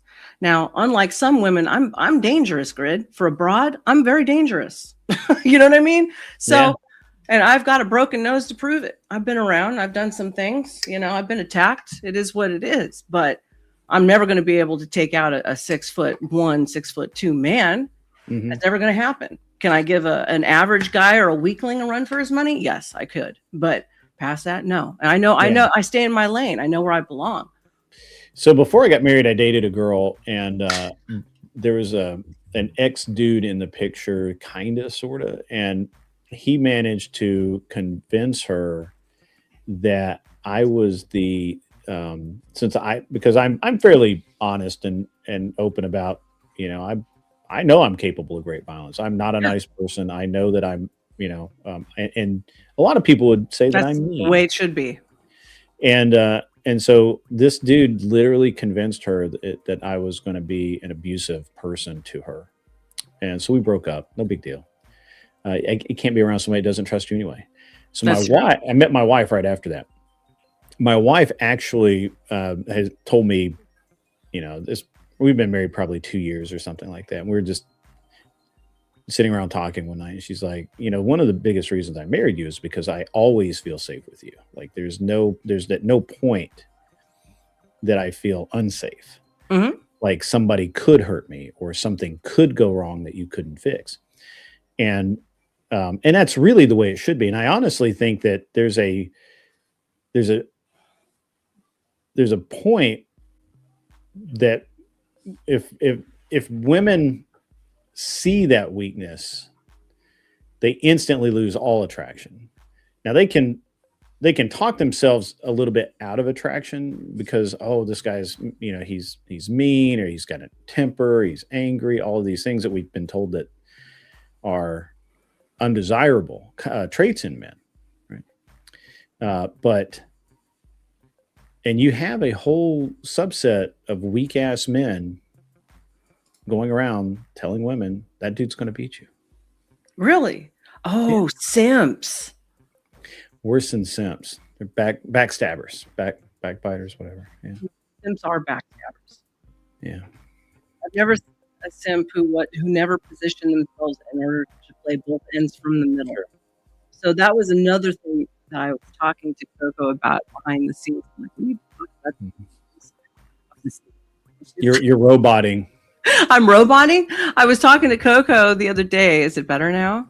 That's better. Okay, about about how maybe we should do a stream about the dangers of simps and the simp behavior. And she's like, "What do you mean?" I was like, "Every simp I've ever known, any type of person in that type of category, they're always a backstabber. They put themselves in the vein to play both ends from the middle, so they can move at any time. And those are also the same guys on the field in the military and stuff who get other people killed, and stuff like that. I'm a very strategic type of a broad. So like, I want to talk about all those types of things. What did Uncle Gunn say? Let's see. He said, people say this is part of the Matrix, then do nothing. They actively participate in all of it. Walmart, Target, Amazon, cable TV, credit cards, et cetera, et cetera. The sheep fund things they claim to hate. You're absolutely correct. You're absolutely correct. It's like when people say, oh, fuck these modern women. And I'm like going, what do you mean modern women? You're a modern guy. We're all in modern society. There's no differentiating anything. We were both human beings. We were both cut from the same cloth. We both share exactly the same traits. It's just some things are more prevalent than the others. There's no differentiating between human beings. I'm sorry. It's why nothing's ever changed under the sun. Even the Word of God says that. Yeah. My dog just opened the door and then left. Ooh, what kind of dog is it? A husky. Mine's she wants to be let into the house. I want to see her. Mine's a fat Frenchie. Yeah, she wants to be let in the house, so she just opened the door and just ran to the door of the house. That's cute. I love. She's probably sitting there waiting for me. I'm like, what's going on? Why is he not here? I think I need to open that door if she can. If she can. Do you think a husky would get along with a Frenchie? Some would, but like mine has a really high prey drive, and so small animals are. Oh. Never mind then. Okay. Because sometimes I look at her and I go, I need a bigger dog just to protect you, because she thinks she's bigger than she is, Yeah. Now a lot of huskies don't have that super high prey drive, but I don't know. Mine will. Male or female? Female. Oh, ooh, really? Yeah. She has a super high prey drive. So when we moved into this house, probably 5 or 6 years ago. We, there are rabbits here. They're fine. And she would literally, one day she's walking into the house and she has this thing in her mouth, and I look at it and it's a headless rabbit. So I took it away from her and I threw it away. And she was so angry because she's so let down, so hurt because she was going to go show mom what she had done. Yeah. And so after that, she started hiding the bodies in the holly, under the holly tree, so that we couldn't see them. And then my father-in-law cleared out, cut the holly tree up a little bit so he could mow under it. And sure enough, there was like a little bunch of dead bunny carcasses. How many? 5? At least 5. There were a lot. Oh my gosh. So Where do you live, in the middle of nowhere? All these rabbits? No, I live really. That's funny. Yeah, but it was very funny. It was funny because she just learned that don't give dad the prize and hide it. So now she, well, you weren't mad about it, so I don't know why the dog would be there. I mean, gonna make some rabbit stew, maybe. Well, I mean, good. I mean, I don't want it, but she's very proud of it. But yes, one of my chats says that's code for I have no cats around my house. True, we don't have cats. I tell everyone, like, don't bring small dogs over because I'm not really sure. I don't think she'd go after another dog, but she might go after another dog. Is she fixed? Oh yeah. Yeah. Gosh, and she still does that. Wow. Yeah, because we fixed her really young, and so that tends to they kind of have a lot of puppy left in them, right? Mm-hmm. And so yeah, she's just a killer. I mean, she just is. After this, I was going to show some Disney rides that went bad. People getting killed on it. Is there anything you wanted to talk? Because this was unplanned, everybody. I didn't know. We'll do an actual interview stream. For some reason, I thought when you said that you would be on, I was like, okay, we'll do the interview. It's fine. And it actually works out for me. I'm going to go play tennis with my wife as soon as I get done here. So I'm so jealous. I miss playing tennis. Mm. And I have 2 really bad rotator cuff tears right now. One goes into my pec, and then I have one right here. So I can't even lift weights right now. And I'm still looking for a guy who does prolotherapy in this area, and I can't find anybody. It's really weird. At least in California, I could find stuff like that. Over here, I'm having a hell of a time finding anything that I need, to be honest. Yeah. I had a bunch of problems with my knee and hip. And my orthopedist suggested this dry needling technique, which is kind of like acupuncture. Mm-hmm. It told me before I did it that it would work as well as it did. I would have said you were lying, 100%. Really?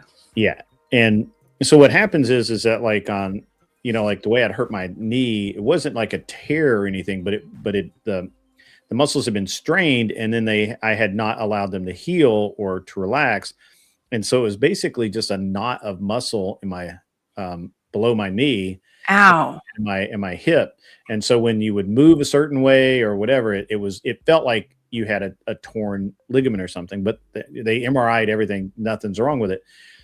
And so they go in and they do this dry needling, and what it does is it causes trauma to that bunch of muscles, and it causes it to react. And then once it reacts, it relaxes, right? So think of it as, it's a fist that can't not be a fist because it's been that way for so long.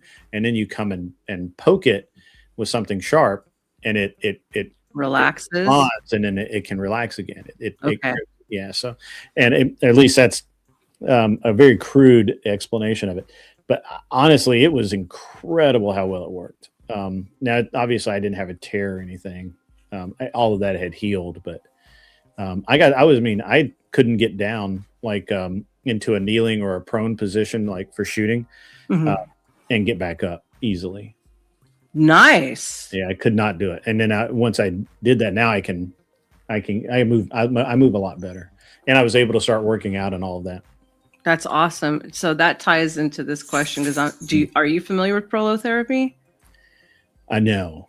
Okay, I'm going to tell you, you're going to dig it. It's kind of like what you're describing, but it's a little further. This man is asking me, Trigger, are you going to get surgery for your shoulder? No, I'm going to do prolotherapy. And prolotherapy is where they take your own blood, put it in a singular, and they spin it really fast, and they extract the platelets, which have the growth factors from your own blood into your own body.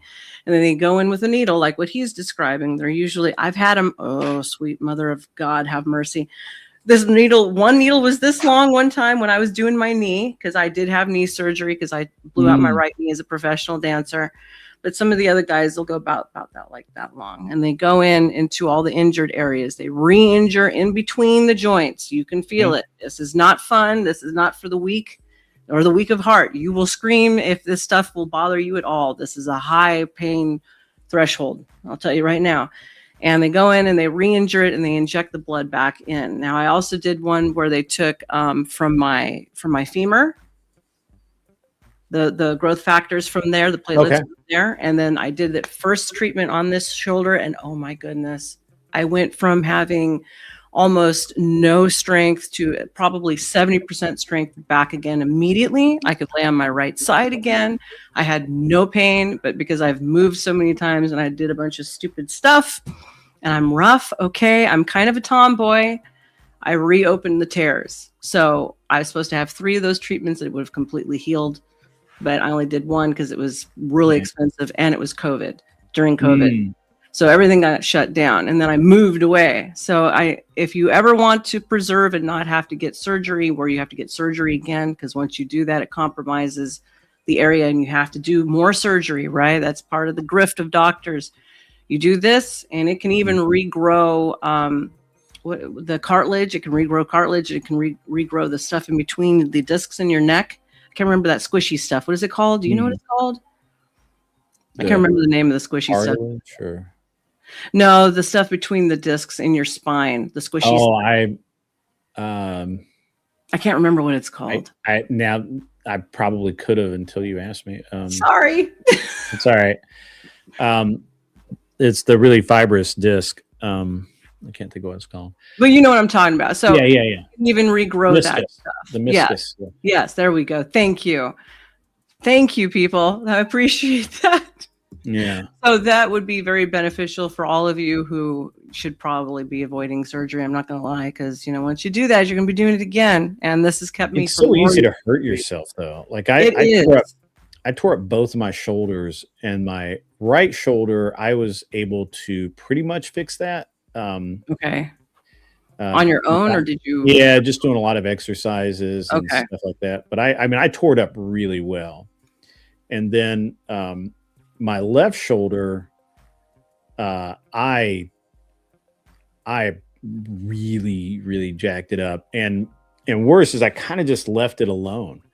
And then I went to the orthopedist, I couldn't raise my arm like above my shoulder really, and then so he's like, and I went to my orthopedist here in Tennessee is just amazing. He does a lot of the sports athletes and things like that. So he's like, what'd you do? And I told him, what stupid stuff I'd done. And he's like, okay.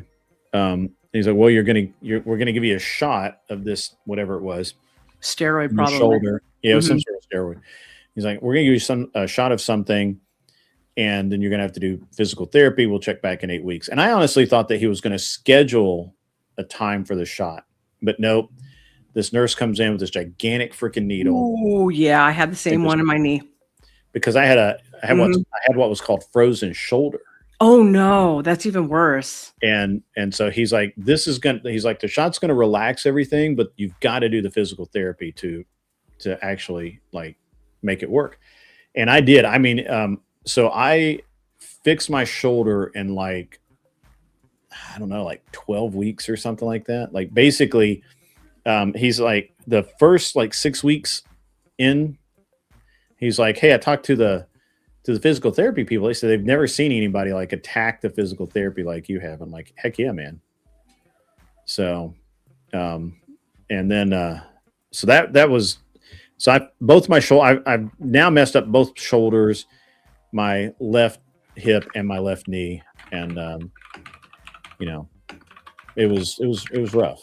You know, it was a good time, and people just don't realize how easy it is to hurt yourself. Anyway, yeah. It's really easy to hurt yourself, and continuously hurt yourself a little bit, and then not let it heal, and then you just continuously mess it up, which is what I would do.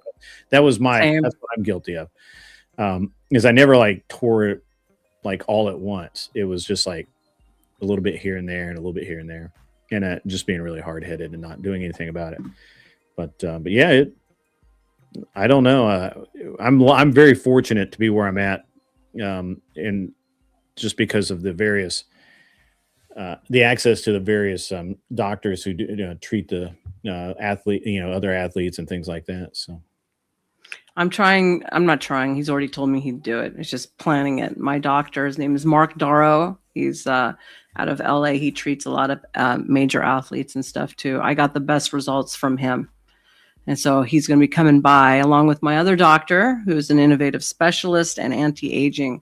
And she's also going to be coming by, as well as some other people. So I really want to help. I really want to help people, to be honest with you, because people are really stuck with what they think is conventional medicine, and that conventional medicine has their back, and conventional medicine does not really have your back. It really doesn't. It's made to keep you into the system and to make money for the system, not get you healed and better, because that doesn't give them money.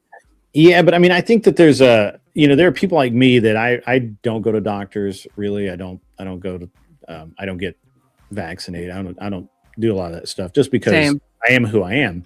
And like when I tore my knee up, I wouldn't admit that it was like hurting for a while. Like I was just like, it's just getting a little tougher to get up and down. Yeah.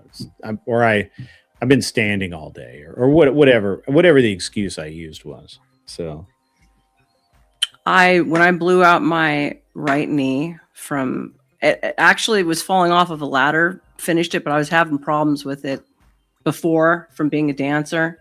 Mm-hmm. And it's that constant pushing yourself and pushing yourself and pushing yourself. Exactly. Yeah. I do the same thing. And then before you know it, it turns into something chronic, like a dummy. It's like you got to give yourself a chance to heal, people. But none of us really have patience for that, unfortunately. I mean, I just do stupid stuff. I mean, like the way that I tore my left shoulder up was I'd already heard it. I knew that I had heard it, but I was like, it's all right. And then I was shooting a match, and I was in a what we call a jungle run, and it had rained, and the ground was like this really fine dust that basically turns to grease when it gets wet. Ew. Really super slick mud. And I'm just going through there, and I was shooting shotgun, and I remember I knew I had to hit a target over here, and then I had to like really torque over to get one on the other side. And when I went this way, my feet came out from under me. Oh, and I just went up and I put my arm out, and my arm hit them. Obviously I'm sliding through this mud. My arm went out and down and behind me. And I was like, I couldn't even get up. Me and P. Fletch can feel what you're describing. Yeah. We can feel it. Yeah. I'm sorry. I ended up, this is how stupid I am. So I did that, and I couldn't even get up. I had to literally be lifted. Of course, I had a lot of gear on too, but I had to be lifted up by a couple of dudes. Mm-hmm. Fortunately, I had about an hour between my next stage. It was lunchtime. And I cleaned all the mud off my guns, got everything kind of cleaned up, took like 4 ibuprofen, and went and shot the next stage. And I just didn't stop. But I mean, I've fallen on my face. I have, but that's just that's who I am. It's like, and I know I'm going to hurt myself. I mean, I just, at this point, I just have to deal with the fact that, unlike when I was younger, I can't just keep going. Yeah. If I hurt myself, I'm going to have to slow down a little bit. I don't like the whole getting older thing. And then you're like, oh, I can't do this like this anymore. Damn. Yeah. Yeah. It's hard to admit, but I am 55. So. Oh, you are? I didn't know that. You look good. Oh, thank you. Yeah. I'm 55. Yeah.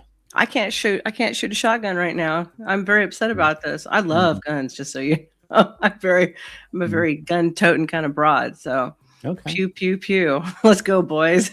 Yeah. I'm a competitive shooter, so I shoot all. Oh, you are? Oh gosh, Yeah. that's fun. I just launched. I'm in a process of launching a new channel called Gun Prattle, and that's what we talk about. Is Oh my guns. gosh. It's gonna be all gun stuff. I actually have are we friends? We're close to friends. She's a movement coach, so she actually teaches people, all the physiology and the how to move more efficiently and be faster and all of that. And she's going to be on at the end of the month. I think Oh, the that'd last be week of the good. month. Yeah, the last week of the month. Her name is Kita Bussey, Busse. I've never heard of her, but I will tune She in. was written a bunch of books. Are on Amazon. Yeah. Oh, really? That's cool. I will check her out for sure. You know, my original idea for coming on YouTube, I thought about wearing like not overtly revealing, but just kind of like some sexy lingerie that covers enough and then shoot guns. That's what I thought about doing as an opener. I thought that'd been kind of funny, but whatever. Okay. Yeah. It's just what I do. I do a lot of stuff. So That's really cool. You're very interesting. I am so going to be tuning into that. So yeah, we're going to do Gun Prattle tomorrow. Clover Tack and I are going to do an episode live. Now that'll be on Kick probably, because we'll be handling guns. We can't do that on. do you have the link? And I'll share it right now. I don't, but I'll have it up tomorrow. It'll be on. It will be in my Discord. Okay. I'll put everything out there, and then Okay. I'll do the. It'll be on. The link. It's Kick Gun Prattle. Wait, hang on. I do actually. I just got to find the right tab. I've got too many screens up. Let's see. He's looking to get the link for all of you to enjoy his Gun Prattle. Yeah, Gun Watch Prattle. all the training, and I am very interested. Yeah, we're This going to is be very we're going to be exciting. talking tomorrow. We're probably going to be talking handguns. Oh, really? Yeah. Like the differences in handguns, or one's best? Yeah, I'm for not really sure. I home? think we're going to be talking about mostly like the 1911s and 2011s. Ooh, and I like maybe 1911. some other cool things like that. So just, basically, I don't, I haven't really laid out the episode. I just, I don't know. We'll see where we go with it. It's going to end up being about 2.5 or 3 hours. So Very cool. Can I post it in your chat? Do you have links? Can I post links? Let's try. I don't do this very often. Yeah. All right. Let me see it. Let's see. If not, then give it to me and Did it I'll show up? Did it show up, guys? No? Can you put it in the private chat and I'll copy Yeah, paste I have it? to. Sorry about that. That's all right. Minimize this. I don't know down. how to open it. And what do you use? Do you use OBS or do you use StreamYard? So I use Talk Studio for all my streaming, and it works great. Talk Studio. It's Streamlabs. Oh, I think Ronan showed me that one, and I was trying to mess with it, and there was something. It has an OBS. Oh, it does? It has an OBS that works with it, so it makes it really simple for people like me. I need simplicity also. It's kind of hard to do this and then have to worry about all the technical. All right, everybody, for Grid One's new channel, Gun Prattle TV, right there. Remember to subscribe and to like his video for tomorrow. Mhm. What time are you going to be airing it? Noon. It'll be at noon tomorrow. Noon. So Central. 12-hour time Central. Yep. P. Fletch says, ask Grid what his thoughts are on the 4.630 as a general purpose cartridge. I don't have an opinion on it, really. I have a friend of mine's evaluating. I believe that's one of the cartridges he's evaluating right now for the Marines. And oh, really? yeah, he said he likes it as an intermediate. Well, hold on. I'm not familiar with this one. It's a new one. I believe is 4.6 by 30 millimeter. Wait. Yeah, I think it's an intermediate cartridge. Let me see if that's what Brian's talking about. Because I didn't pay that much attention to it today. That's okay. He just had all this stuff. Like he's just like.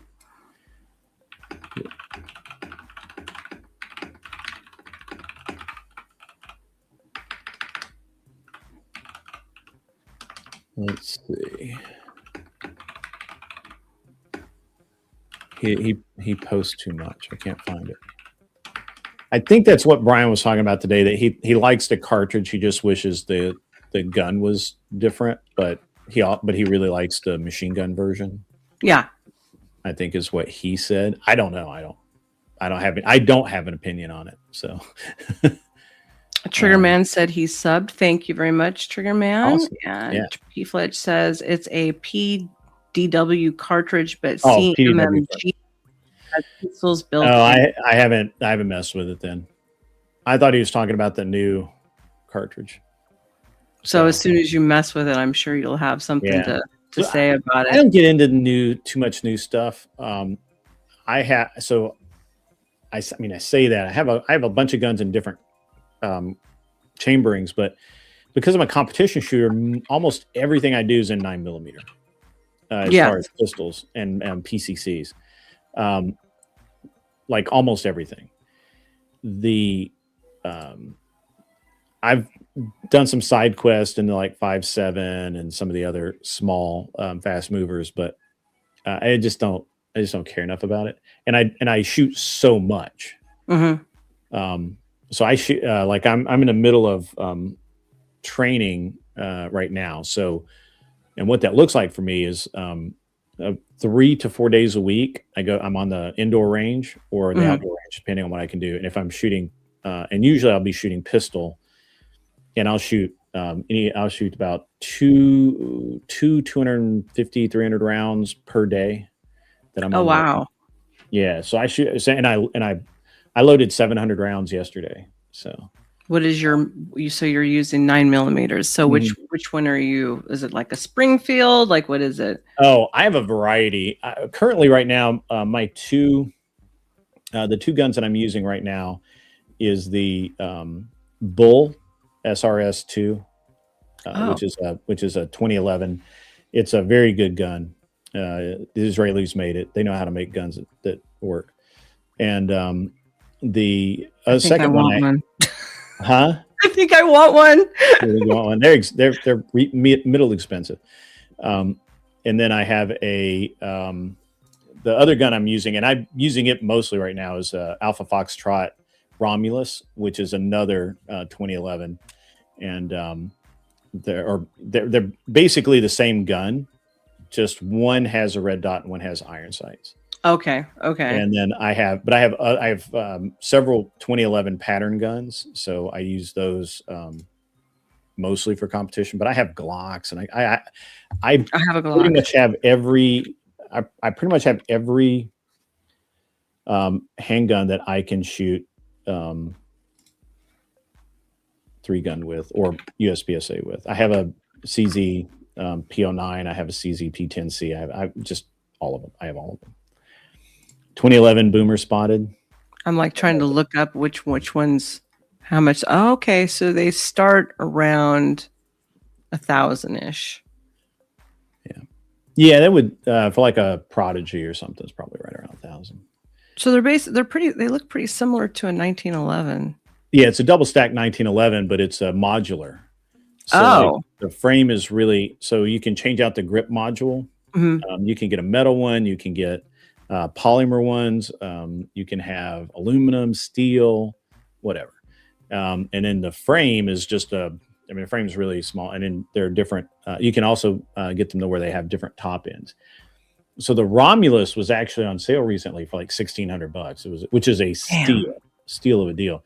And then I think I paid $2,200, something like that for my Bull. But they're not super expensive, but they're not like very, very cheap either. Really like the Beretta Model 80 and 32 ACP. Really neat. I figured you'd like that one. Can't wait to get my hands on one, he says.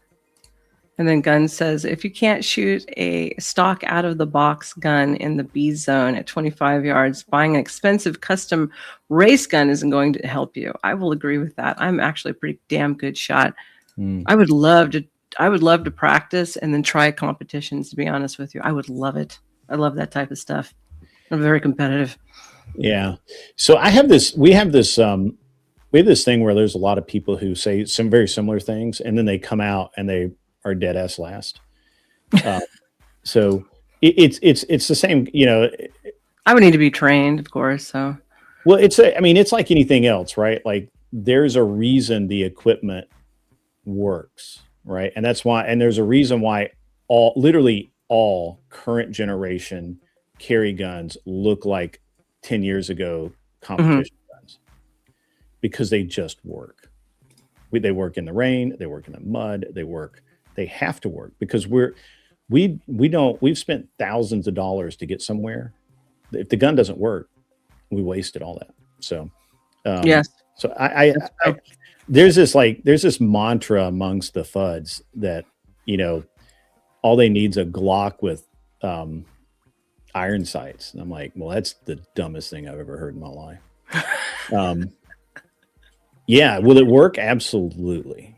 Is it going to work as good as a guy with a, 2011 with a target barrel and matched ammo and a red dot? No, it's not. Now, no, I wouldn't. Now I will say this, that the current last couple of generations of Glocks are way better as far as just being accurate. They used to not be very accurate. I mean, and I'm splitting hairs here with accuracy because I have, like different accuracy standards. But when now they're hard to shoot accurately, but if you get used to the grip angle, if you get used to the sights and the recoil, if you train with it enough, the gun's going to more or less hit where you point it. But it's just that it's a little bit more of a learning curve to get really good with a Glock. And I'm not, and actually I'm not even, and normally I wouldn't say that because I don't necessarily, I think that if you just train with it, then you get good with it. But Ben Stager, who's a world champion, who trains people literally every day and has fired every gun on the planet, and seen all of the problems that all of the people have, he'll probably tell you the same thing. He'll probably tell you that 90% of the people can, if they shoot a Glock and they shoot it often enough, they'll shoot it well, and they'll do fine. But it's going to be way easier. The learning curve is better the learning curve is shorter and faster with like a 2011, which has a natural point of aim. It's and it has better recoil control and all of that. That's why I want one. Yeah. The majority of cops carry Glocks. Yeah, that's unfortunate too. Yeah, Glock makes an AR that we can't get here. I had no idea that they did that now. I need to start subscribing to gun magazines again. I used to have them all the time. I don't do it anymore. Yeah, Magpul made a bunch of them. I had no idea. Does it look good? Let me look it up here. Let's see. I just want to remind my chat that I can turn any show into gun prattle. It's all right. I don't mind a little bit. Oh, it doesn't look too bad. This is it right here, right? Let's see. Present. Stop sharing that screen. I have to change the screens. I think I like that one, but I don't know how it shoots though. So it might be more buzz than worth it. It's just a standard. There's nothing super special about it. It's just got a lot of cool guy stuff on it. Cool, cool man stuff. Hey, some of us girls like that cool man stuff too. So don't leave us out totally. Is there a specific AK you would recommend or that you think is most reliable and whatnot? Sorry? Is there an AK that you would recommend that's most reliable? No. I hate AKs. Which one? What type of a style? Like, what other one would you like if it's not an AK? I mean, so I shoot. I build my own ARs. They're so reliable. They're so easy to shoot. They're very fast and they're very, very accurate. An AK is none of those things. They're not particularly reliable, although people believe they are for no damn good reason at all. They're not accurate in general. You will occasionally get an accurate one, but that's like an accident more than something real. And the ammunition back when the ammunition was cheap, when you could buy 7.62 for like $30 for a 10 of 1,000 rounds, it made sense to have an AK. But now it doesn't at all. Like, it's dumb. She thought you made up the AK-74. No, that's a real thing. I did at first. I was like, 74? I've never heard of a 74. Yeah. Now I have an AK pistol. My son loves it. It's ridiculous. You can't hit anything with it. It's just the most horrible thing in the world. But my kid loves it. My kid loves it, and that's all that matters. How far off when you go to shoot something is it off by? I have no idea. It's like minute of pie plate. P. Fletch, the AK I would recommend is a Ruger Mini 14. I mean, it is almost accurate, but still not accurate. I like Rugers. I like most Rugers. You probably know more about them than I do. I also have a different level of. I really have a different level of tolerance for accuracy. Let me see. I might have a picture. I don't think I do, but I might. Yeah, let me see if you do. And P. Fletch says the AK-74 was Russia's answer to the M16A1 and the 5.56 by 45 millimeter. It was so that they could use our ammo and they could sell them to NATO countries. Yep. Those two things. I have a lot of that ammo. Don't ask how much. Yeah. I don't want somebody to show up at my door. Knock, knock, knock. Yeah. Well, I mean, I don't know what state you're in, but nobody cares except for California. I know, right? And maybe Minnesota and definitely New York. Do you see the picture? I'm trying to find I don't know if I still have it. I know I have it on my phone, but it'll take forever to find it because I have like thousands of pictures on my phone. But I think I drug it off and put it onto my computer or one of the computers. I just don't think it's on this one, but we'll find out.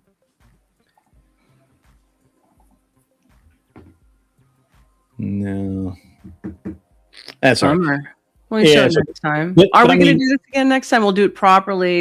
Yeah, we'll do an actual like interview. Yeah, and I want to know more about you so I can, because I'm very professional about it. Like I'll actually have the questions ahead of time and I'll show you. So if you don't like something, you can change it. Yeah. Because I'm very respectful that way. Okay. I'm going to try one more time, see if I can find it. Okay, that's no problem. Give us a minute, everyone. He's looking for a photo. Yeah, just carry me for a little while. I'll carry you for a minute. I could put on the this other video that leads into the Disney stuff. Maybe. Exposing the elite's unthinkable sadistic rituals was another short one. I think it's like 8 minutes or 6 minutes. And then, back in the day, I used to work at Disneyland because I used to live real close by. So I'm not too surprised when people got hurt. It happens. Let's see. What is the audience are saying? Uncle Gun says AKs are dead. Imports are expensive. Ammo's getting expensive. Yes, that's why I stocked up when I did. And U.S. manufacturing AK is dying. Correct. AK parts don't match like 98% like ARs do. No thanks. I agree with you, Uncle Guns. Totally. Triggerman says, P. Fletch, Russia needs an answer to the Ukraine war. Maybe you have. Do you have a solution to the war Yeah. with Ukraine? P. Fletch, let force them that know. criminal Zelensky to sign the peace deal and then let his countrymen throw him under the jail. Yeah, I agree. Simple, Considering he easy used to to be remember. a comedian actor, like how did he end up in that position? I have no idea. Mm-hmm. P. Fletch says, "Capitalism for the win." That's right. That's true. It's true. Yeah. Capitalism is the only thing that works. Yeah. So I put it down there. Oh, you did? I'm sorry. Here we go. Yeah. So Ooh.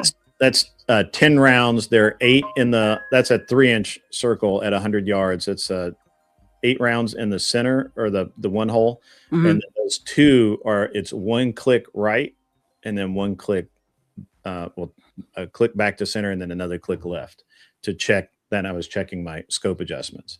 So it's a little bit more, the accuracy level is a little bit more than, most people. That's really good, actually. Yeah. And I with my AR, I'll hit I have hit a standing offhand shot after running Mhm.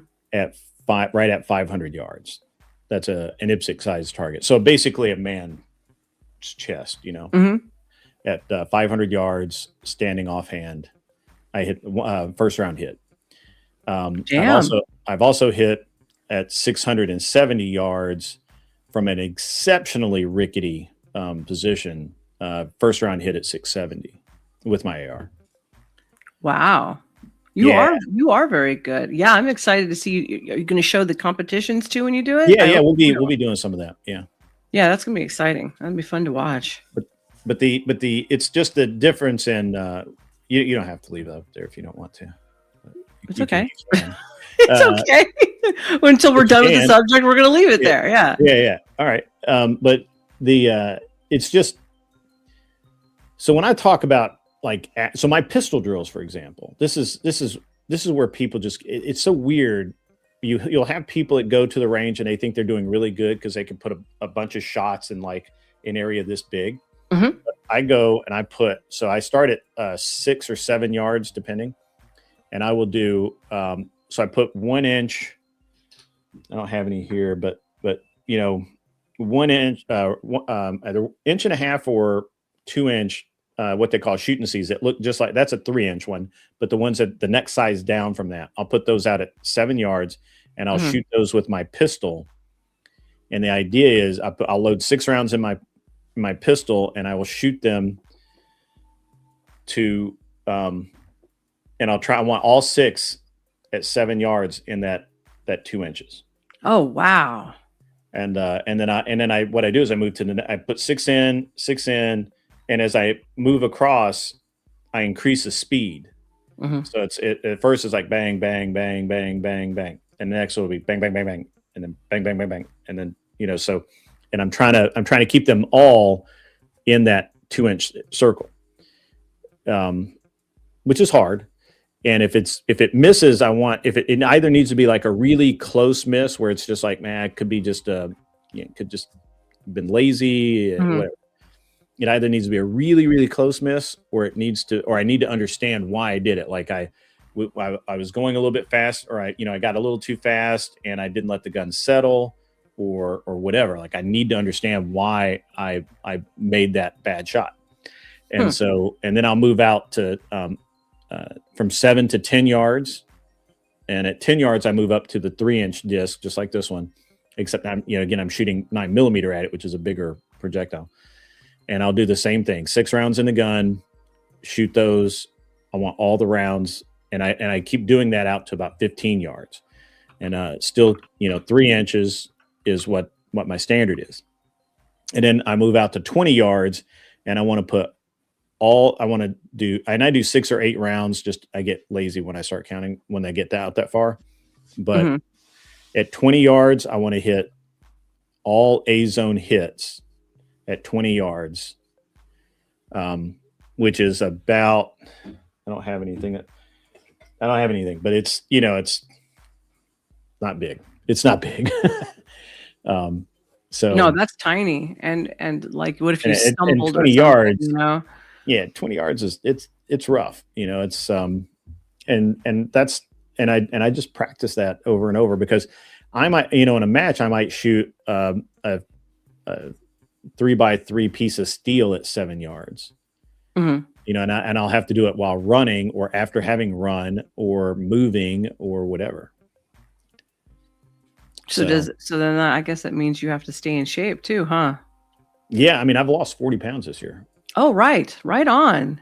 Do you want to say how you did it? You want to talk about that? You want to talk about it on the next I mean, stream? most of it was just decide. So, you know, I hurt myself. I did a match called Hard as Hell, and I hurt my knee and hip, and I couldn't really do a lot without really hurting my leg. And then and what would happen is I would start getting better, and I'd go to the gym and I'd start working out, and then I would hurt myself again.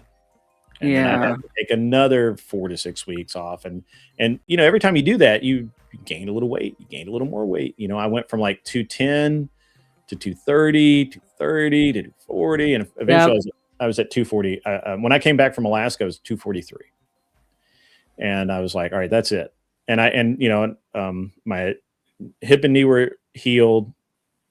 And so I just started, I'd go to the gym and I would do treadmill for half an hour. And then I would get, then I go do the weight machines. I didn't do, you know, I'm 55. I don't do gym bro workouts. Sure. So, you know, I go do the weight machines, and I had a routine that I did, and I would do that every day of the week and sometimes twice a day. And I didn't eat that much. I actually don't eat that much even though I gained all that weight. I don't actually eat that much. No, it's the sitting. It's not being able to move. Yes, I know. And, you know, I played golf a lot. That seemed to have been helpful because I would, you know, like, you don't think about it, but even if you ride a cart, you know, walking out to your golf ball, walking back, walking, you know, all over the place, you'll get 10,000 steps in a round of golf, no problem. So I need to take up golf, is what you're telling me. Okay. Yeah, I mean, golf, you know, so my, you know, and that's just, it just really, once you start losing, it's, you know, it's not super hard to keep losing, or at least for me, it wasn't like super hard to keep losing. I did try the pill form of trizepatide, but it didn't seem to do anything, so I stopped taking it. And I didn't like it. I just didn't like it. But I don't trust that stuff. That stuff scares the crap out of me. I'm not gonna lie. Yeah. I'm not really a medicine guy. But I need to drop 20. I dropped the 10 that I'd put on from last year. I got real sick from mold again. So I had to go through that whole thing. So I got that 10 off. And then everybody's, just take Ozempic or something for the last 20. I'm like, number one, I don't have high blood sugar or anything. My insurance will not cover that stuff. Number two, I want to be able to digest my own food later on in life. Thank you very much. I don't trust that stuff. So I'm just going to keep doing it the good old fashioned way. Yeah. So my wife does, my wife has gone not like crazy, but she's like, she plays tennis 3 or 4 times a week. As a matter of fact, as soon as I get done here, which I have to be here in the next few minutes, that's fine. I'm just going to go in and we're going to grab the tennis rackets and go to the tennis club. And we won't actually play tennis. I think she's rented a ball machine. And so she's going to practice returns or something like that. But, you know, she does tennis 3 or 4 days a week. She does P-Volve, which is kind of a workout place. And she does Orange Theory, and she'll work out. She'll work out 3 or 4 times a week. She's dropped probably 20 pounds. And you know, with her, it's different for men and women, right? So with her, after she had our second son 5 years ago, and yes, if you're doing math, that I had a kid at 50.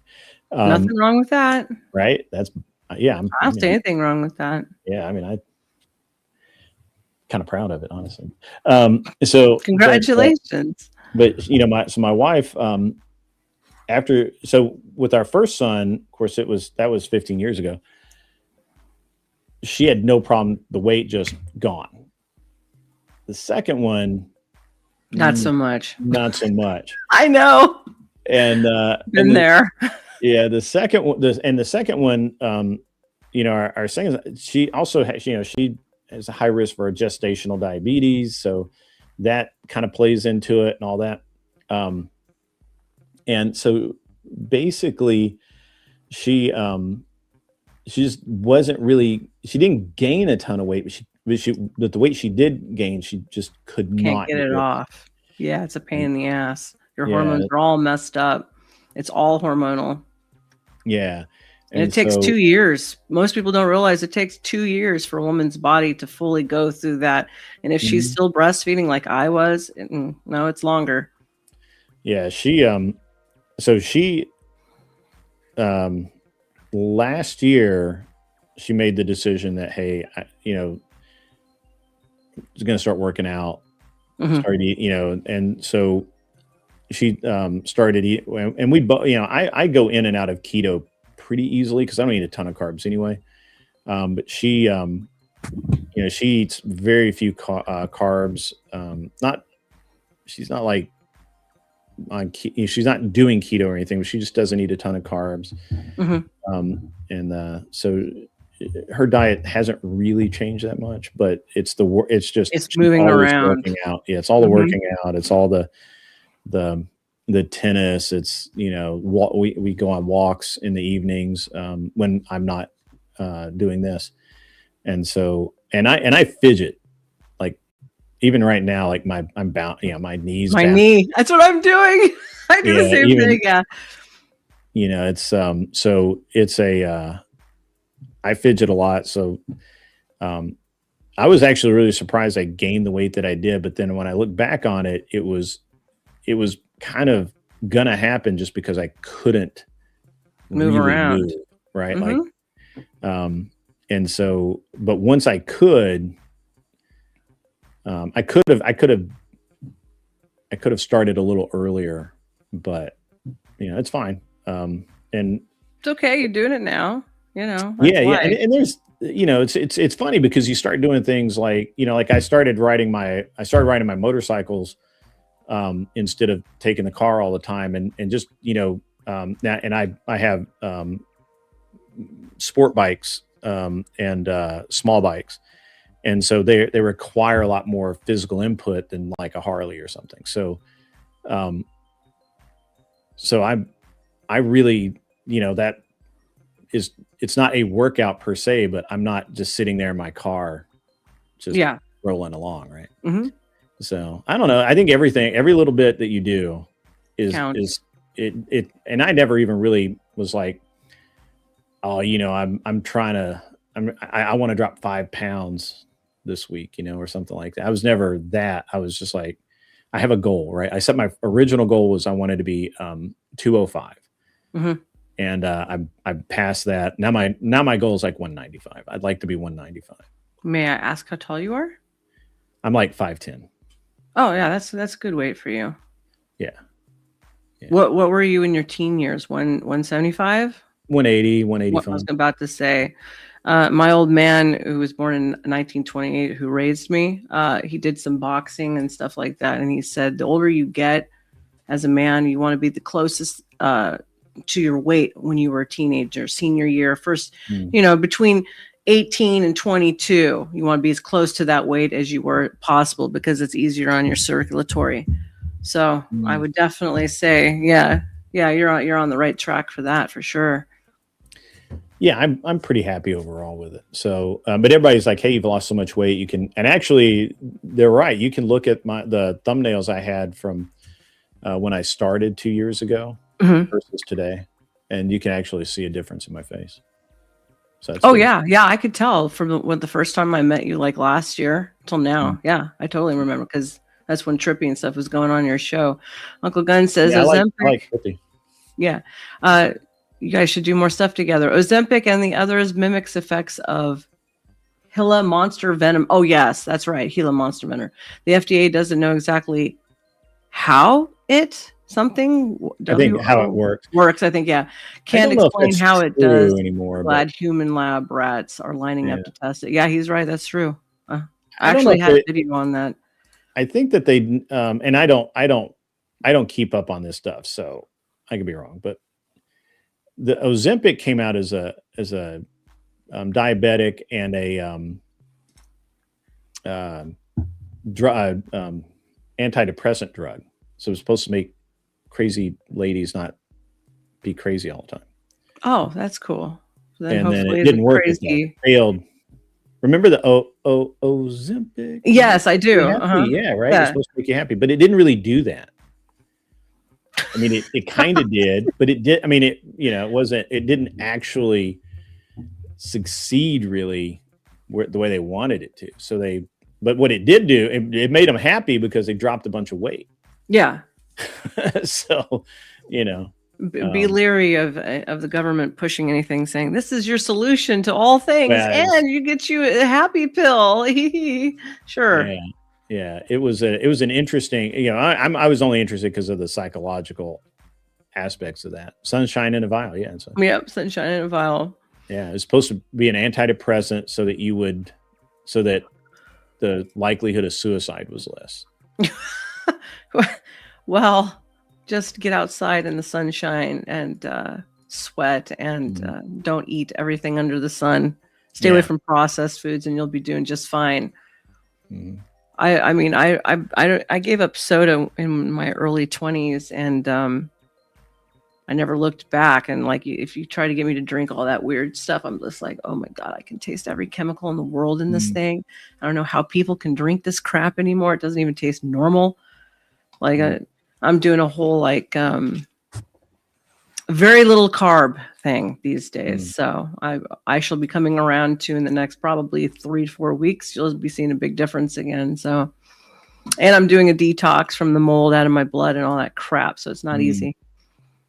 Interesting. Yeah. I don't know. I don't like it when drug companies put that they don't know how something works when it has to do with psychological drugs. Now I can understand, like I understand, like with tirzepatide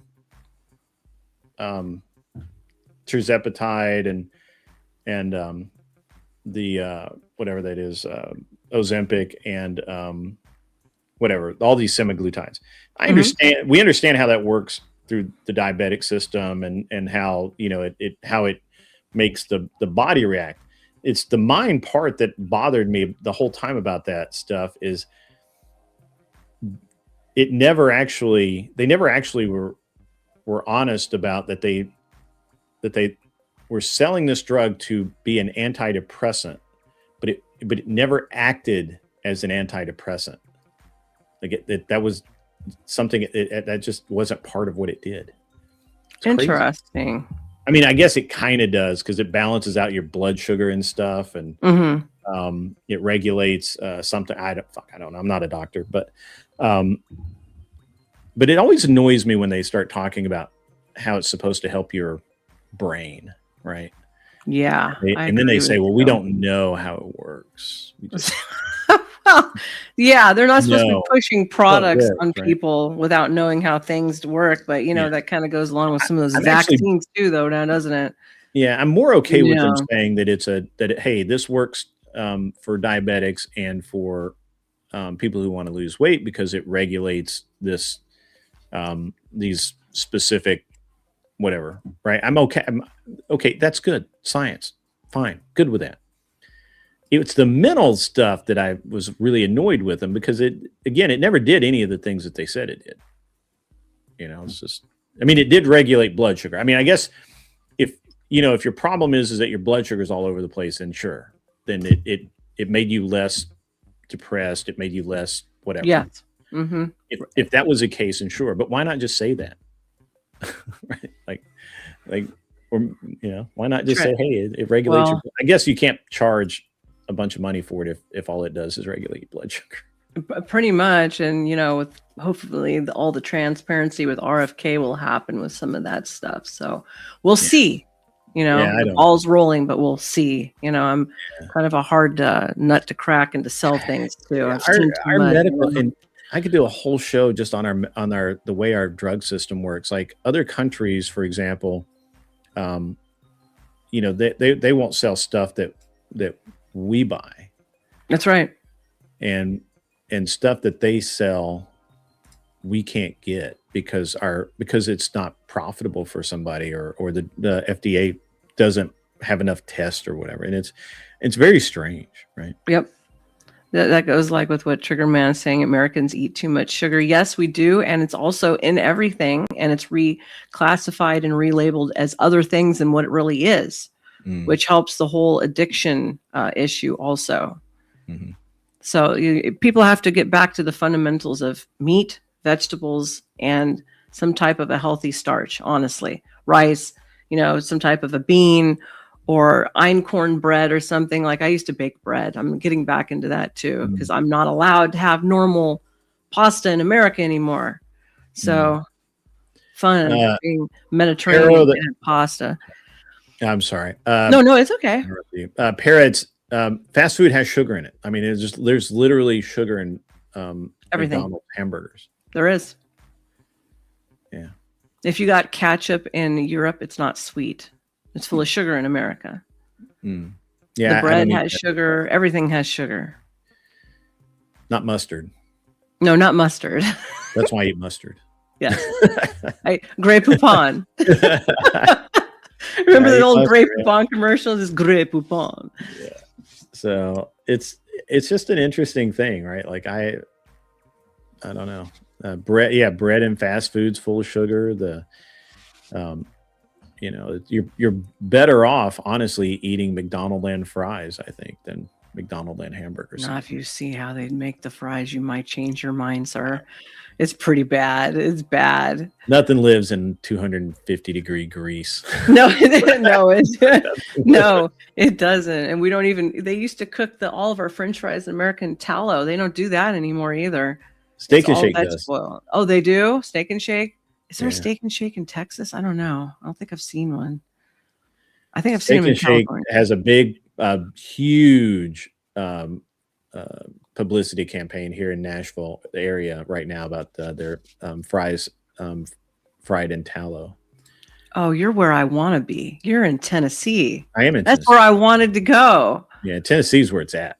Dude, I know. That's where I wanted to go. You have better climate and everything. Yeah. We have it's interesting. I use a lot of fat in my food. Like I use the best thing ever is like duck fat, and I use Wagyu tallow. Same. So I don't understand. Yeah, I mean, I use real butter. Like we don't have any margarine in the house at all. Like no. Dude, I don't see how anybody would be eating margarine in 2026. Honestly, there are people who still believe it's healthier for them. Ugh. Yeah. It's a forever chemical. It goes into your fat and never gets out. Good luck with that. My grandmother used to cook with that because they're from the Depression, you know? Yeah. And so when I got older, lard, like literal lard. You remember? So it's interesting. I told her stop doing that. Yeah, my grandmother, who lived to be 104 years old, nice, ate bacon and cooked with lard right up until the point she couldn't cook anymore. And like literal lard, like the stuff that people tell you is just like gonna kill you and stuff. And everything. But you know, it's weird that like all the stuff that they say is good for us, you have to refrigerate it. It has an expiration date because it goes bad after a certain date. Yep. Lard doesn't have an expiration date. Nope. Like you can leave that stuff in your cupboard for 10 years and come back and just fry it right up. Ghee also has a long shelf life, and you can make that at home. Yeah, I just don't understand. You know, it's like we had all of this stuff, right? And there's a guy who, and I'm going down really weird rabbit trails here, but there's a guy who I used to watch on YouTube. I think he quit making videos, but he would look at Depression era food, and like it was good food, and they they didn't use a lot of refrigeration. Like a lot of it would No. last for a long time. Yeah, people didn't And- have all refrigerators, and if they did, they had to put big blocks of ice in there. Yeah. Yeah, Or a most spring people don't house. know that. Yeah. And it's just it's very interesting to me how disposable the society has become with. I agree. Now some of it is. I mean, look. I mean, obviously, some things are better. Meh. That's Maybe. kind of meh. That's kind of an opinion, right? All the basics have never changed. Yeah, I don't know. I mean, I think that. Well, I do think that it's that people are having a hard time with digestion and that sort of Yes. thing because we eat way too many vegetables. We eat way too much bread. We eat things that were supposed to be seasonal. Mm-hmm. You weren't supposed to be able to get green beans in the middle of winter. Correct. And yet I can do that. Right. And so we just eat, and the bread thing is just crazy. And the amount Well, of sugar we eat. if you eat bread in Europe, because they're not allowed to use all the GMOs, a couple streams ago, I did a whole thing on food because I know a lot about food, and I make my own ferments. I can make my own bread. I can make my own fermented mayo if you want it. Like I can cook. Okay. And I was doing a whole thing on that. And most people don't realize that the bread is so hybridized today. It's a double protein. It used to be a single. What that means is when it hits the gut, it perforates the gut and it causes irritation to the gut. And eventually, after it breaks through the lining, it goes into the bloodstream, which is why you're seeing all these extra food allergies and autoimmune diseases and all of those things, because it's creating that, because it's constantly disruption. So if you were to go back to traditional wheats like einkorn, aramith, and there's like two others, I can't think of them what they are right now. Those have naturally 8 grams of natural protein already in them. It's a single protein. You won't get fat at all. That's why if you go to Italy, you can eat all the pasta that you want. You can do all those things because they're still on a normal food diet, whereas we're all convenient foods and instant gratification, and it's really freaking annoying. So I'm weird, I know. I'm strange. Yeah. I don't know. I think that I don't know. I think it's very interesting that the way that we look at food now is very skewed. I can and this is actually something my wife thinks this is insane. I can eat basically the same thing every day. I don't need the variety. I don't need something. Now I like it, right? Like, I mean, I enjoy something a little change, but get up every day and eat the same breakfast. I could go to bed every night having eaten the same dinner or a version of the same dinner. I don't need the variety.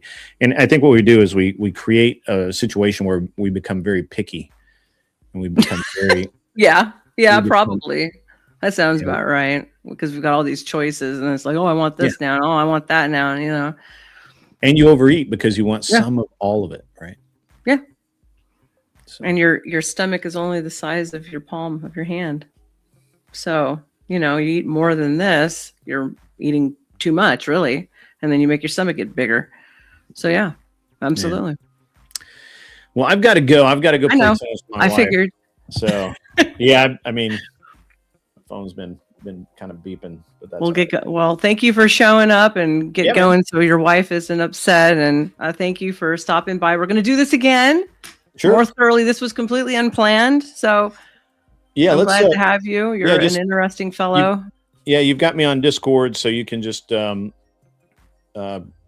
message me and tell me, what works, what kind of timeline we need to be on and all of that. Yeah. So. Yeah. And then we'll talk behind the scenes about your life so I can have proper questions and, we'll go somewhere with it. And then I'll plug your stuff, honey, because I'm good at that. That's what we'll do. All right. Well, you enjoy your cast can come on the show. Sure.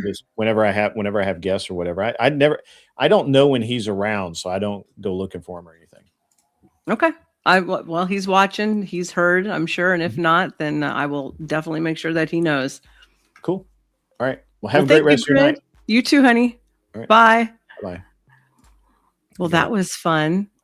Did everybody enjoy that? That was fun. I hope you guys enjoyed that and a little bit of gun talk and you know, the little chatter back and forth about stuff. I like Grid, and he's got some really interesting things, and he's an interesting man. So, thank you, Grid, for our. Yeah, Trippy says, "Yep, I'm here." He heard it. So thank you so much for that. And here we're going to continue on the last 20 minutes of the stream. Let's listen to this one lady's take on being trafficked. Exposing the elite's unthinkable sadistic rituals. Now, she's got a full interview, but I just wanted to this goes with the rest of what we were doing. Gives you a little bit of an insight as to what they do, how they do it a little bit. And then we'll move on to the Disney issues and people getting smacked around and smashed or whatever happened. Culture among some of the nobility. I don't want. Let me fix that. There's a culture. There we go.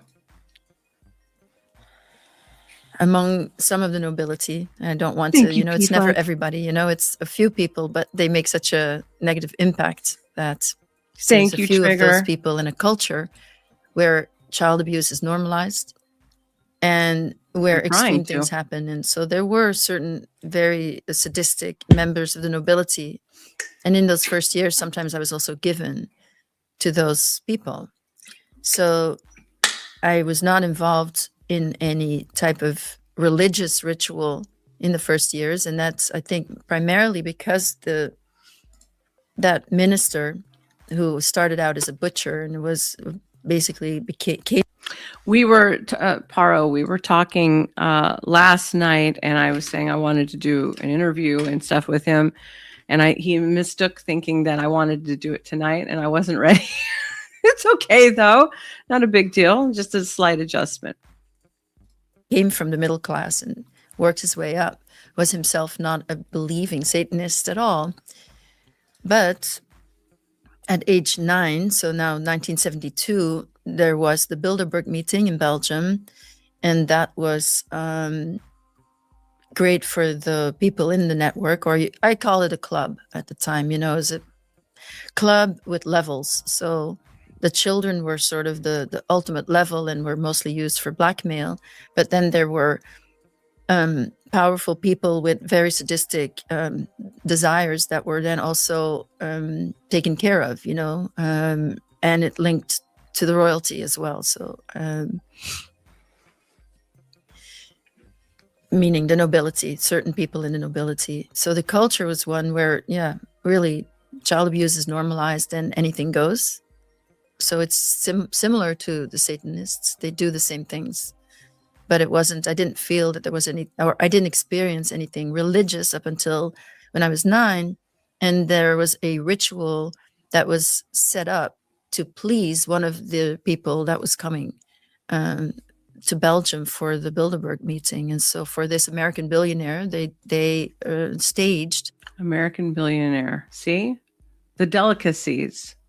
The things that are considered atrocities are also delicacies to those with too much access and too much money and way too many things at their disposal that should not be. And here we are. And she's absolutely correct. They are purposely trying to normalize the abuse and the trafficking of children. I'm trying to be very TOS right now.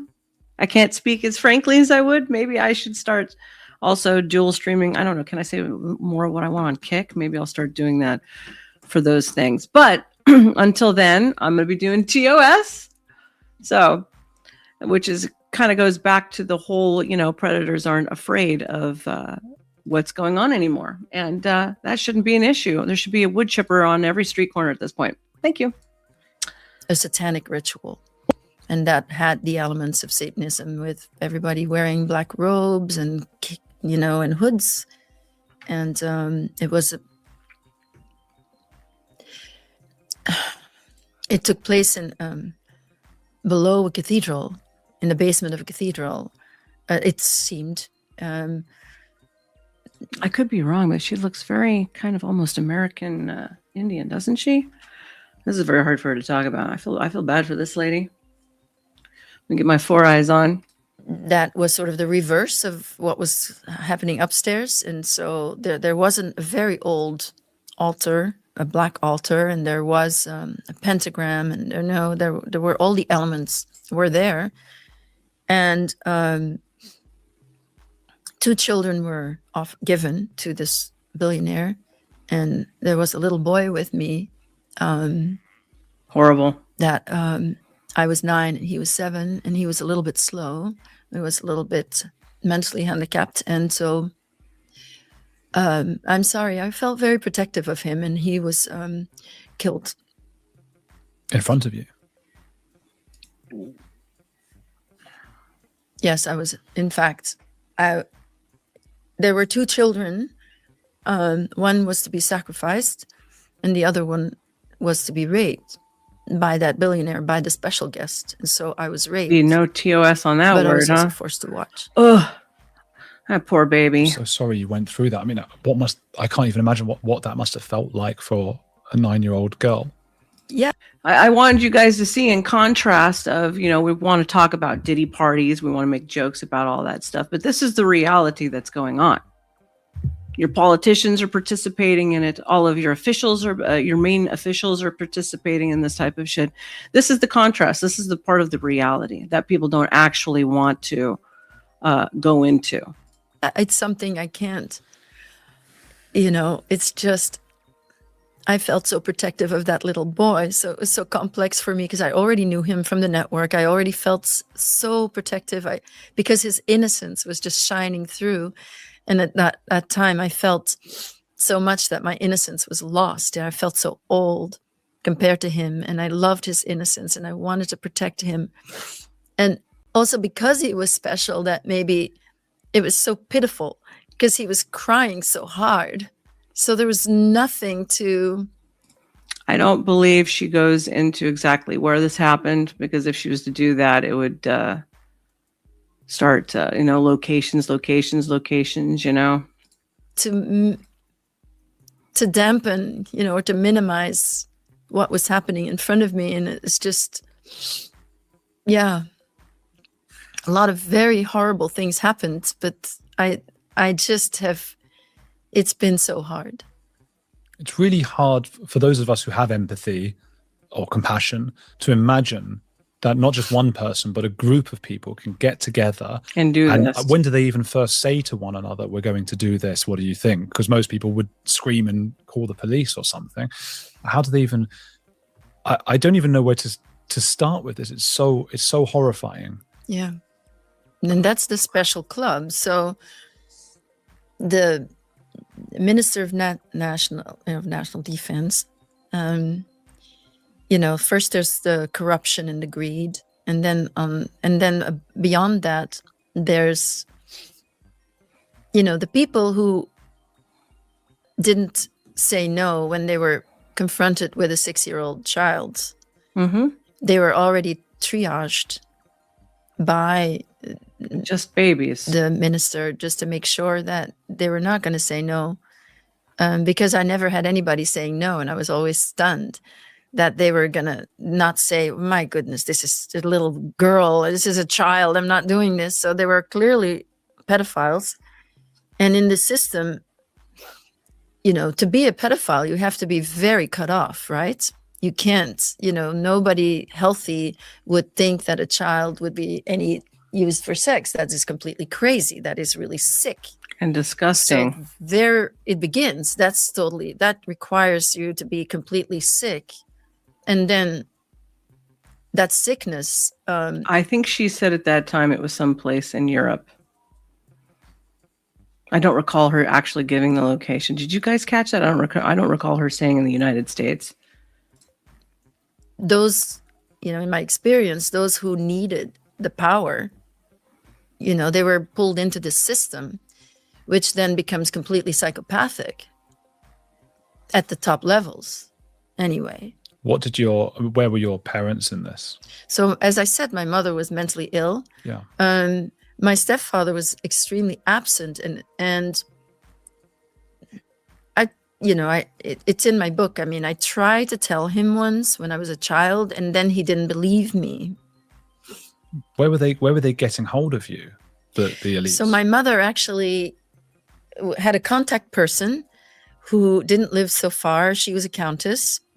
She was a part of Opus Dei in the group, the religious Opus group. Dei. And so the certain tier of Opus Dei was then involved in this network. So was, when we're talking about the minister, well, he was a Freemason, and then a certain tier of the Freemasons were also involved in this network. And I think a lot of the people that were being brought in came through the Masons or some club, some secret society that already was secret, and where there already were a lot of promises made never to speak and everything. So that by the time, they were triaged, and how much do you want it is the question, right? How much do you want the power? And whatever it is that when you lack the self-esteem, but you want the power, it's not just ambition, because ambition is connected to the self and aligned with everything you are and what you want from life. But there it is sheer ambition because you're lacking the self-esteem. You notice she said her mom was a countess. That means they already had of nobility and access. She already knew people, which is why she said she knew people, because she's a countess. So you're also noticing, as I've been noticing, there's an awful lot of connection to being Masons. The word is, which maybe we'll go down a rabbit hole one of these days, that Masons are also Luciferians. Now, some Masons would say no, other Masons say yes, which also ties into Mormons, by the way. A lot of Mormons, when they go higher up into the temples, they become Masons. Because of previous trauma. So you're running away from your own trauma, from your own shadows, by climbing the ladder. And this is what was offered. The higher the more you want it, that's to say, the sicker you are, the more you don't have a sense of self, the more you're not connected to yourself. It begins with pedophilia, but that's already really extreme. It's extremely common. So it's also really extreme in nature, like to think that, tragedies, to unfortunately. see a child as a sex object is crazy. All these men treated me as if I was a 6-year-old prostitute. And I knew that I wasn't. I knew that much. Did you know this was wrong? I did the first years, but then this American billionaire, through extraordinary circumstances that really... American billionaire, extraordinary circumstances. Okay. Read his comment first. Pulich says, the Masons require you believe in a God. They never state the God that they are talking about. No, that's absolutely correct. Yes, I do know that. But the higher up you go, there's specific things that you need to do, which maybe we'll go down that rabbit hole. Maybe not. I don't want people showing up at my door in the middle of the night. Okay. So I want to also be careful that the little hats don't show up at my front door. Alrighty. Or beyond me, have nothing to do with me, really, then took an interest in me. Yes, I have. And heard that then of landed the me Skull and the in Bones. what I Now call you the wanna global go down that network, rabbit hole? which was Tell what me. the Belgians were very hard trying to get connected to these people, to do Oh, business she's with them and everything. French. And then the children, of course, the gift of these two children was in that system, really the secret currency. See? And then you wonder why they don't want to close your borders down. Does anybody know that, whoever's watching me, that we have the largest trafficking here? Anywhere in the world, bar none. Supply and demand, baby. And then you wonder why they don't want to shut the borders down. Okay. School of thought. I failed the sword challenge that the dude almost got said sword shoved up his ass and turned sideways. Yes, he almost did, huh? Yes. All right. Well, that just depressed the living crap out of me and angered me to no end. I don't want to hear about babies getting hurt. I don't want to hear about babies getting nothing. Okay. So let's also go to the Disney ride thing, because, well, we may as well finish on a bang. You know what I mean? Let's just finish on a bang. Yeah, remember I said if you ever want to watch me lose my shit, you just start fucking around with kids, and you're gonna fuck around and find out with me. So, and thrilling let's rides, see. there are dark moments that Disney rarely talks about. The death of a was never an easy story to tell. A family on a Disney World vacation losing their tragic alligator attack. From ride malfunctions to human error and unfortunate accidents. Oh shit.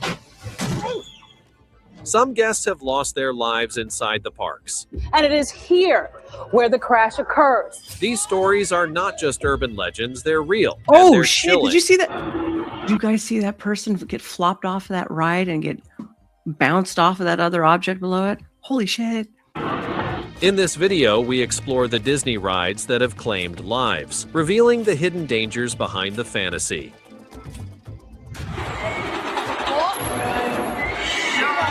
Oh my god! Deadly. Does this make you all want to reconsider riding rides? It kind of makes me reconsider riding rides. Yeah. Disney, the tragic alligator attack that shook a family's vacation.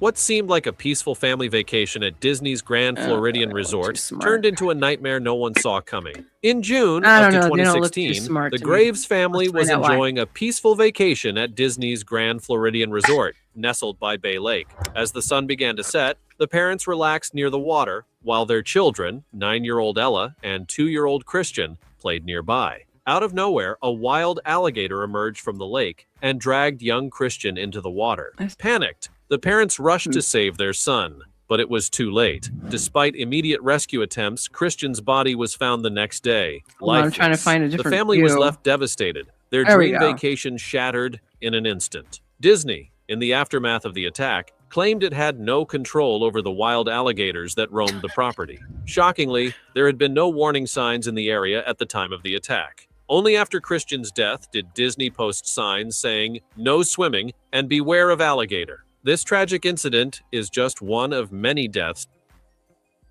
The sign said, "Don't be swimming in there. Don't be playing around in the water." Now you see why I say they don't look too bright. Leaving your little kids there where there could be alligators in the water. Were parents drinking? I don't know. That also makes me annoyed. P. Fledge says, those clips are why I stay home, save my money, get stoned instead of wasting it on a PDF mouse.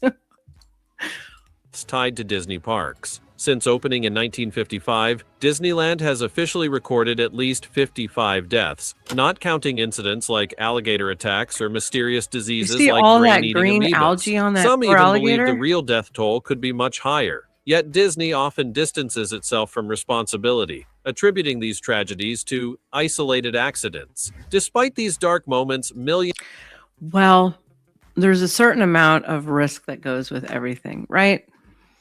So if you were a police officer, there's only so much encounters with people before somebody gets hurt on your watch, okay? Same thing with owning a resort or any type of a facility or a business. The numbers, it's not a matter of if, it's a matter of when. Okay, that's always how it is. It's not a matter of if, it's just a matter of when this accident or liability is going to occur, which is why they get insurance and all of that nonsense. So let's hear more. Millions still flock to Disney, drawn by the magic that sometimes hides the darker truths lurking beneath. It's time for the topic of the day. In South Carolina, USA, a Disney-themed ride malfunctioned, turning a fun day into a nightmare. Visitors were left hanging literally as a technical failure brought the ride to a sudden stop. Panic set in, and lives were at risk. Theme park thrills can turn terrifying fast. What are your thoughts? Comment below. Mission: Space Tragedy, the deadly ride that was too intense for some guests. A thrilling ride to Mars turned tragic when deadly accidents on Disney's Mission. Space claimed the lives of innocent guests. When Disneyland launched the mission, Space Ride, it promised an out-of-this-world experience, Okay, so this is simulating a thrilling simulation. trip to Mars. Using a powerful centrifuge, the ride created a sense of weightlessness and intense G-forces, mimicking the feeling of space travel. However, the ride's intensity proved to be too much for many guests. In its early years, ambulances had to be called nearly 200 times to treat riders who fainted, experienced chest pain, or had difficulty breathing. In 2005, tragedy struck when a 4-year-old boy, who met the height requirement, was allowed to ride despite having an undiagnosed heart condition. After the ride Oh no, an undiagnosed heart condition on a little guy. ended, he passed away. Oh. Although Disney wasn't held responsible since they had I'm very sorry for the parents on that one and that poor little guy. posted warnings about heart issues, the loss was devastating for the boy's family. The incident cast a dark shadow over the ride's reputation. Then, in 2006, another death occurred on the same ride. This time, a woman lost her life after experiencing complications from the intense ride. These tragedies finally prompted Disney to take action. Introducing There must be pressure in there because you see her face. It's like it's almost like the NASA training. Hell no, everybody cannot handle that stuff. a less intense version Makes of me Mission wonder what Space, the, which removed the centrifuge. speed The ride was was on made it. more accessible, but for many, the damage had already been done. What started as an innovative and exciting attraction became a tragic reminder of the risks that sometimes accompany the pursuit of thrill in theme parks. River Country. Tragedy, the water park that hid a deadly secret. What was once a beloved water park became the site of a horrifying death caused by a deadly amoeba. Disney's River Country, the company's first water park, opened in the Rides, Triggerman says rides get him sick. Do boat rides also, do you get like motion sickness on boat rides and stuff? 1970s beside Bay Lake, quickly becoming a popular attraction. It featured a man-made lagoon that pulled water directly from the lake through filtration systems. However, the park's connection to the lake would soon lead to a tragedy. In 1980, an 11-year-old boy visited the park, but after riding the water slide, he tragically passed away. The cause was horrifying. The boy had contracted a rare brain-eating amoeba that entered his nose while in the water. This deadly microorganism, which thrives in warm freshwater, destroyed the boy's your nervous nose. system within days. Oh, for the love of all things that are holy, just don't go in water in these unknown places. Or so, this is making me paranoid.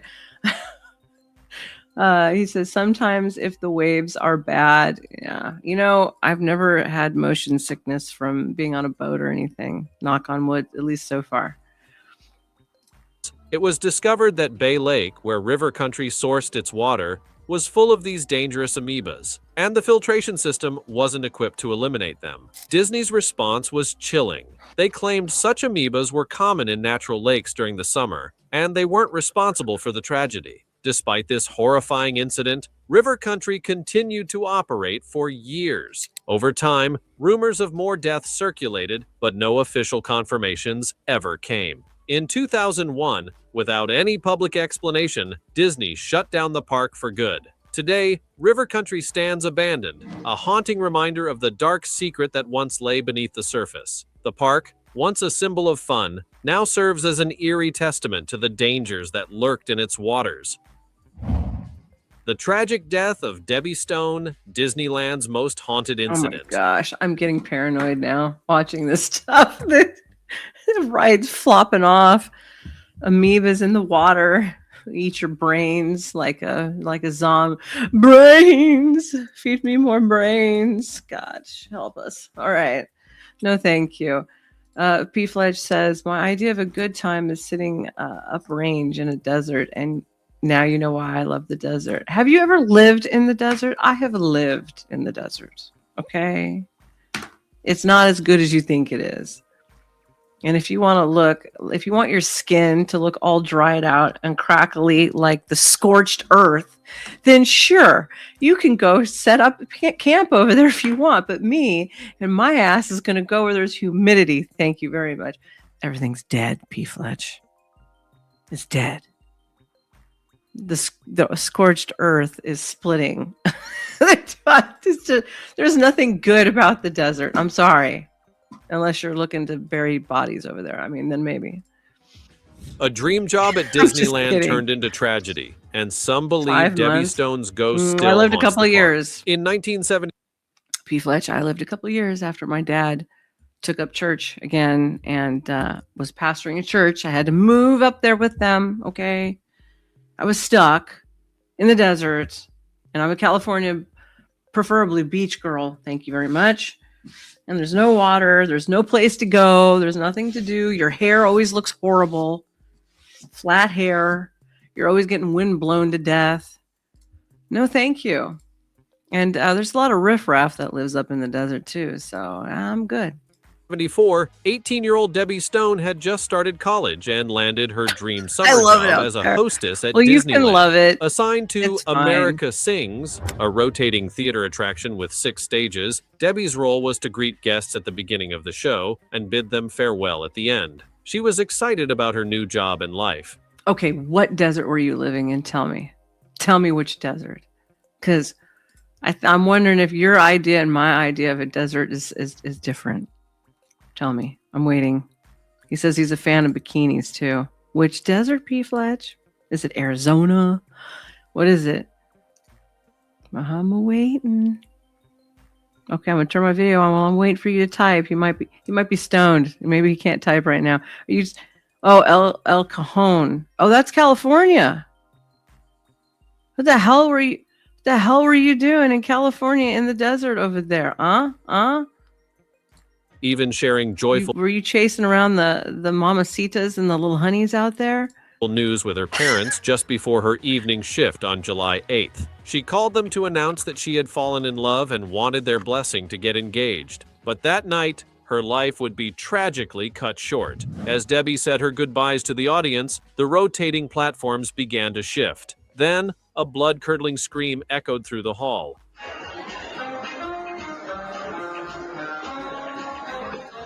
Guests initially thought it was part of the show, but as 20 minutes passed without Debbie's return, staff grew concerned. When they investigated, they discovered Debbie's lifeless body crushed between 2 moving walls. The accident shocked Disneyland and led to immediate... Now, P. Fletch, El Cajon is like a valley area. It's part of the San Diego, Orange County area. I lived up in the high desert. So I don't think it's quite as brutal in El Cajon as it is up in the high deserts.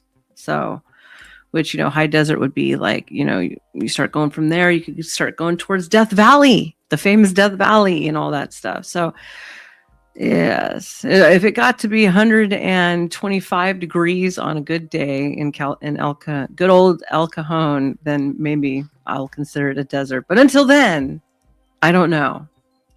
I can't even remember what it was like when I went cruising through there anymore.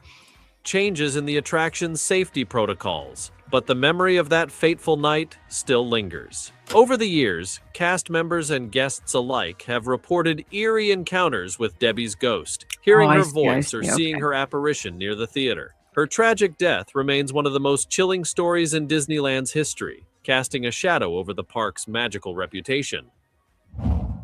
Tragic monorail collision. The death of Austin Wenenberg at Disney World. Late night shift at Disney World turns fatal when a deadly monorail collision claims the life of a young conductor. In 2009, 21-year-old Austin Wenenberg was working as a monorail conductor at Florida's Walt Disney World. Excited to graduate college soon, Austin loved his job, even if it meant late night shifts. Disney World, massive in scale, operates its own monorail system with 3 routes, 1 to Epcot and 2 within the Magic Kingdom. How many here in the chat have been to Walt Disney World? I have been to Walt Disney World in Florida. I have, yes. Has anybody else? It's extremely expensive. And a million years ago, it was extremely expensive. P. Fletch says, all I needed was Marlin Model 60, a Honda 300 ATV, and a few extra packs of smokes. Gosh, you might. Trigger Man says, yes.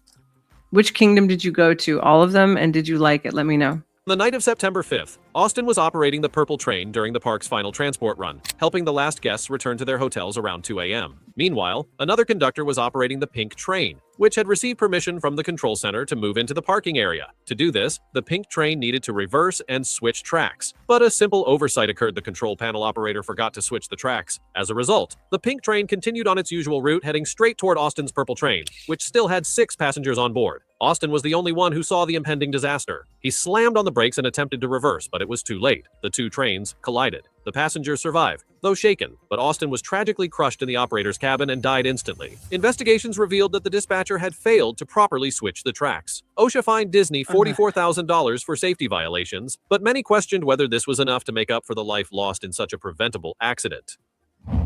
Tragic accident on Christmas Eve. The fatal incident at Disneyland's sailing ship Columbia. Back, honey. I remember. Meant to be a magical holiday at Disneyland. Tragedy strikes when a fatal accident claims the lives of a family. On December 24th, 1998, Christmas Eve, the Luan Phi Dawson and Liu They Vuong families were enjoying a holiday trip to Disneyland, looking forward to a scenic tour aboard the sailing ship Columbia, a replica ship known for its beautiful rides around the park. However, when the magic weather quickly starts turned to heating tragedy. up, As the ship docked, a critical failure occurred. The over mooring here. rope snapped, sending a heavy metal plate flying into the air. The plate struck Luan Phi Dawson and Liu They Magic Vuong Kingdom. directly in the head, I went to right the in front Magic of their Kingdom son too. and grandson. Fun. The scene was chaotic as panic spread. Both victims were rushed to the hospital, but while Vuong regained consciousness, her husband Dawson tragically did not survive. Vuong endured multiple surgeries and almost a year of rehabilitation to recover from the severe injuries. The family sued. Yes. What video are you reacting to now? Well, I started off on the Smex cult of the industry, to which I had a guest on Grid 1, which went fantastic. We will be doing more in the future. And then I'm closing shop with something fun and light as opposed to groiping, molesting, and other criminal activity. I figured we would end on something a little less, serial. Disneyland and won a $25 million settlement, but no amount of money could bring back the lost lives and forever altered futures. Investigations revealed severe safety issues. The mooring ropes were made from the wrong material, the ship was in a state of disrepair, and the docking process had been mishandled by staff. Despite the horror, Disneyland carried on as if nothing had happened. The sailing ship Columbia was quietly closed with a sign reading, "Under construction," hiding the grim reality from the public and continuing the park's operations as usual. Tragic disaster on Big Thunder Mountain. Okay, I have a little insider information. Just a little tiny skosh bit of a one. Now, when I first started working, and I was an office bimbo, yes, I said office bimbo, I was doing a temp agency to get my foot into the door because you can get more work that way when you need money while you're still looking for a permanent gig, okay? And, believe it or not, Disney's always hiring in different fractions, whether it's in the offices or in the park, or there's all kinds of things going on over there in Southern California to get hired for over there. And one day they shipped us all off over to one of their offices. And I was inside and I could see some models hanging out in different parts of the office, and they're listening to different people. And I can't even remember how long. It's been so long. I can't even remember what I was doing there, but obviously answering phones and doing other stupid nonsense. But I remember talking to some of the developers there, because I'm one of those people. If a developer or somebody is around, I am going to strike a conversation with you. And as they were talking about how Disney wasn't paying any of the people who were building the rides for the new park, the newer park, like California Adventure, that they had added on. I think they added that on in 2002 or something. And this was a while after, but they weren't paying them, and they had started filing bankruptcies on. Please don't come back after me, Disney. They will come back. They were filing bankruptcies and not paying the guys who built, because they're independent contractors, 1040s, and so they were not paying those guys. And they were just getting free rides. And so, if that has anything to do with it, maybe, who knows? Roller coaster ride ends in death. A relaxing ride at Disneyland turned deadly when a mechanical failure caused a fatal crash on Big Thunder Mountain. In September 2003, best friends Marcelo Torres and Vicente Gutierrez, both 22, visited Disneyland for a fun day out with 2 other friends. After enjoying a series of thrill rides, they decided to take a break and relax on the more family-friendly Big Thunder Mountain Railroad. Marcelo and Vicente sat in the front car, right behind the decorative engine. But midway through the ride, they heard strange noises coming from the train. Without warning, the locomotive detached, slammed into the tunnel ceiling, and crashed onto Marcelo's car. Marcelo was trapped under the wreckage, unable to escape.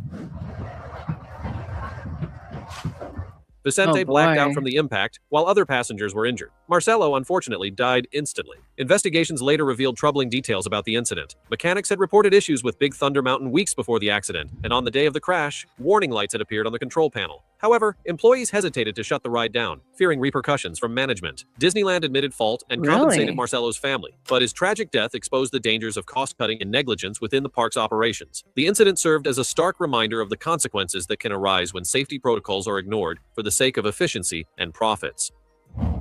Horror in Now, as much as this park is running all the time, I mean, even though they're very tragic, even though it's horrible, remember, I started off by saying it's a numbers game. At some point, you're going to encounter it no matter what you do. It's not a matter of if, it's a matter of when. That's how even all insurance companies look at it. There's always a risk, and that risk always has a possibility, and this has a high risk to it, you know. But from working in the park and behind the scenes, I don't ever remember a time where they weren't being pretty on top of checking out the rides. But, you know, things change, don't they? In the tunnels, the Matterhorn tragedy.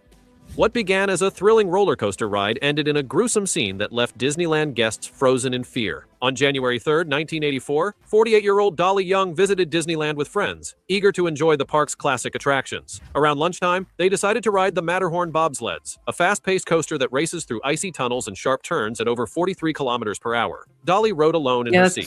Staff checked the restraints before takeoff as usual, but just moments into the ride, something went terribly wrong. Guests began hearing screams terrified, not thrilled.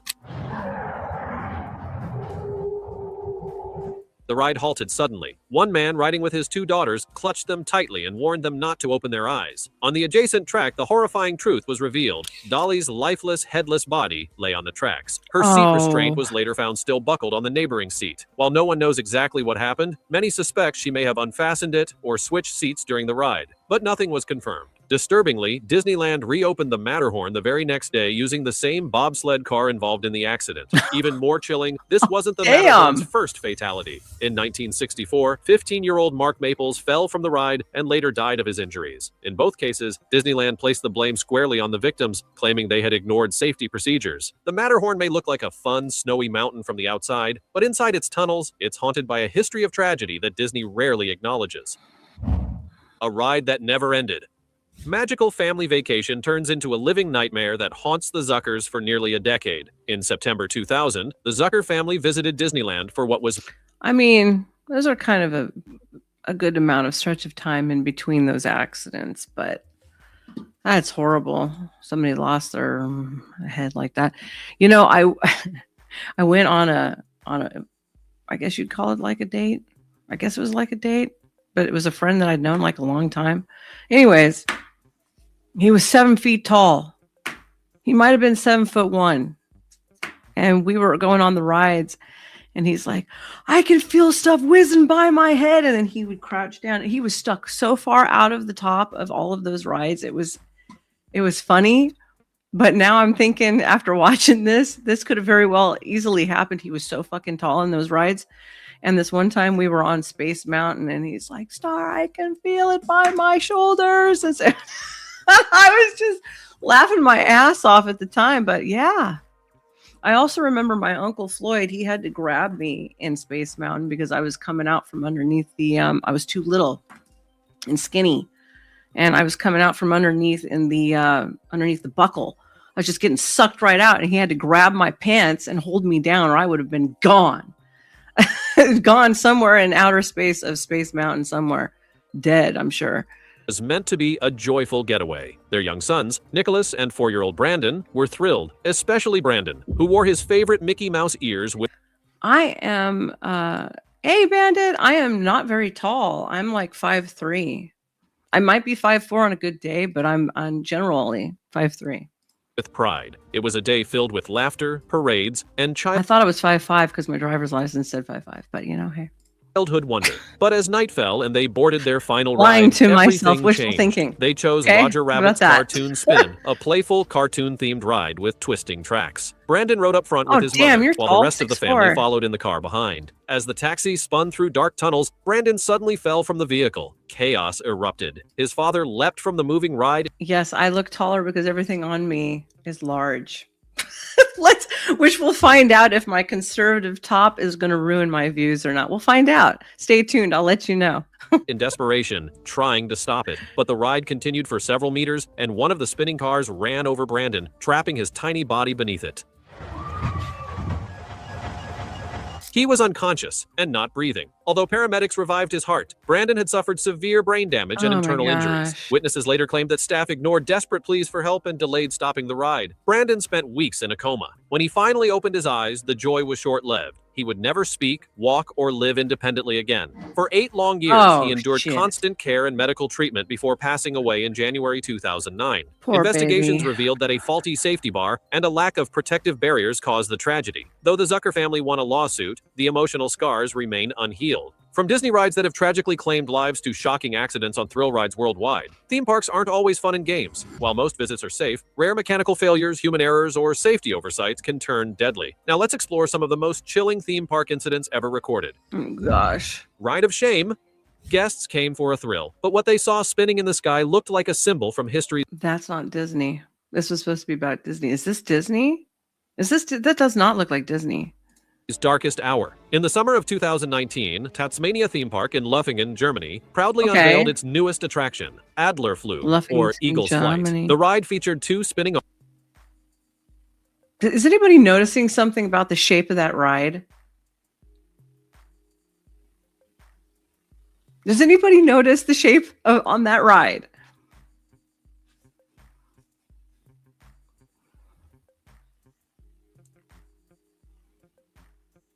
Sneaky, sneaky. We've got a little swastika going on right there. Arms designed to resemble How charming of them. majestic birds soaring through the sky. I just got Riders that. were meant to experience the thrill of flight, graceful, exciting, and family-friendly. But when the ride started spinning, onlookers noticed something deeply disturbing. From a distance and certain angles, the 2 rotating arms didn't look agree like with soaring eagles at all. Instead, they closely resembled a giant rotating swastika, one of the most infamous See, I didn't advanced get this symbols far in in the Germany video due to its earlier. association with the Nazi regime. The resemblance wasn't subtle. Photos of the ride quickly went viral online, sparking outrage and disbelief. Visitors were horrified. Many questioned how such a glaring visual oversight could have made it through the design I have and a approval sick sense of process. humor. That's kind of funny a little bit. He snuck one past you, did he? Tasmania's owner, Rudiger Brown, issued a swift and sincere apology, admitting the resemblance was completely unintentional. But apologies weren't enough. The ride was immediately shut down, and 2 arms were removed from each rotating head to eliminate the offensive shape. Once altered, the ride appeared more like harmless pinwheels than a spinning hate symbol. While the park acted quickly, the damage to its reputation was done. The incident remains a cautionary tale about design, oversight, and the importance of understanding historical context, especially in a country where certain symbols are more than just controversial, they're illegal. The ride that was never checked. For 15 years, this thrill ride raced at breakneck Well, speeds until a single overlooked I don't part think it turned killed fun into anybody, fatal so there we go. disaster. That's good. Expoland, once a bustling theme park in Japan, was home to Fujin Raijin 2, a daring steel roller coaster where riders stood up as they Yeah, sped it along is the a tracks. stash, Since huh? its debut in 1992, the ride thrilled guests with sharp turns, steep drops, and speeds topping 70 miles per hour across a bet you're half-mile right. of track. Oh my gosh, oh my gosh, oh my gosh. It was a fan favorite, running Is it smoothly for gonna over a see it decade. flying off? But on a May afternoon in 2007, everything changed. Just before hitting a curve, the second car's wheel axle suddenly snapped. The car tilted violently, yet the ride kept moving, dragging the passengers nearly 1,000 feet before smashing into a steel guardrail. The impact was brutal. A 28-year-old woman was killed instantly, and 19 others were seriously injured. When Holy investigators crap. looked into the cause, the findings were shocking. In 15 years of operation, the coaster's wheel axles had never been replaced. Worse yet, they weren't even part of the park's regular inspection routine. This wasn't just an accident, it was a clear case of deadly neglect. The fallout was swift. Fujin Raijin 2 was immediately dismantled. Though ex-Poland made efforts to restore public trust and briefly reopened in 2015, the damage was irreversible. Visitors never returned in the same numbers. Everybody's like, hell no, except for the young kids who don't know any better. And by 2017, the park was permanently closed. The tragedy of Fujin Raijin 2 stands as a chilling reminder that when maintenance is ignored, even the most thrilling ride can become a death trap. Well, yeah, Launched to there's nowhere death. go when you're on What there. began as a wild medieval stunt turned real-life deadly when a human shit. catapult hurled thrill-seekers like battlefield ammo. In the 1990s, the Dangerous Sports Club in Somerset, England, took medieval mayhem to an insane level by building a full-scale human trebuchet. Unlike its ancient counterpart, which launched boulders at castles, this version hurled people through the air. For just 40 pounds, around $140 today, adrenaline junkies could climb into a sling, get launched, and pray they landed on a net 100 feet away. As No. wild as it sounds, it actually drew No. crowds. One rider, Stella Young, hit the net but bounced out, shattering her neck and pelvis. Instead of shutting it down, organizers simply enlarged the net and told participants to tuck into a ball midair to reduce the chance. It's all your fault if you don't make it into the net, people. if you don't duck and put your head between your legs, you're not going to make it in the net. It's not their fault. It's your fault. I bet you they make you sign a waiver. This is crazy. Anybody who does this shit, you'd be better off jumping out of a plane, honestly. Chance of injury, but the danger was far from over. In 2002, 20-year-old university student Kostadin Yankov took his turn on the ride, but something went terribly wrong. We launched. Yeah, kiss your ass. He was launched just goodbye. like the others, but missed the net entirely. See? The impact was fatal. It's his The tragedy fault. rocked the community and made It's not headlines their across fault. the UK. Oh Only after my Yankov's God. death was the ride finally shut down for good. The trebuchet had claimed its last victim. The idea of turning a medieval war machine into an What? amusement ride sounds absurd, but for years, it operated legally. The human trebuchet stands today as a chilling reminder that not all thrills are worth the risk, and some ancient inventions were never meant to be resurrected. The slide that should never have existed. Oh my God. It was the tallest water slide on Earth, but one horrifying ride proved it was also the most dangerously designed. I bet you could Verrückt, fall right German off the for crazy, side. was the perfect name for this jaw-dropping water slide in Kansas City's Schlitterbahn Water Park. At 168 feet tall, higher than the Statue of Liberty, it promised pure adrenaline. Riders raced down at terrifying speeds before launching over a second hill and splashing into a pool below. It looked like the ultimate thrill ride, but its design was a disaster waiting to happen. During early tests, rafts that weighed over 1,000 pounds flew off the track. Instead of re-engineering the slide, creators added metal netting to catch airborne riders. Oh. Yes, netting. So then you could just smash your dome to bits and get a concussion or brain damage that way. Thanks, guys. That was a great solution. He said, I know that one. I lived it. Have you been on it? Is it still operating today? Were there any more injuries or deaths?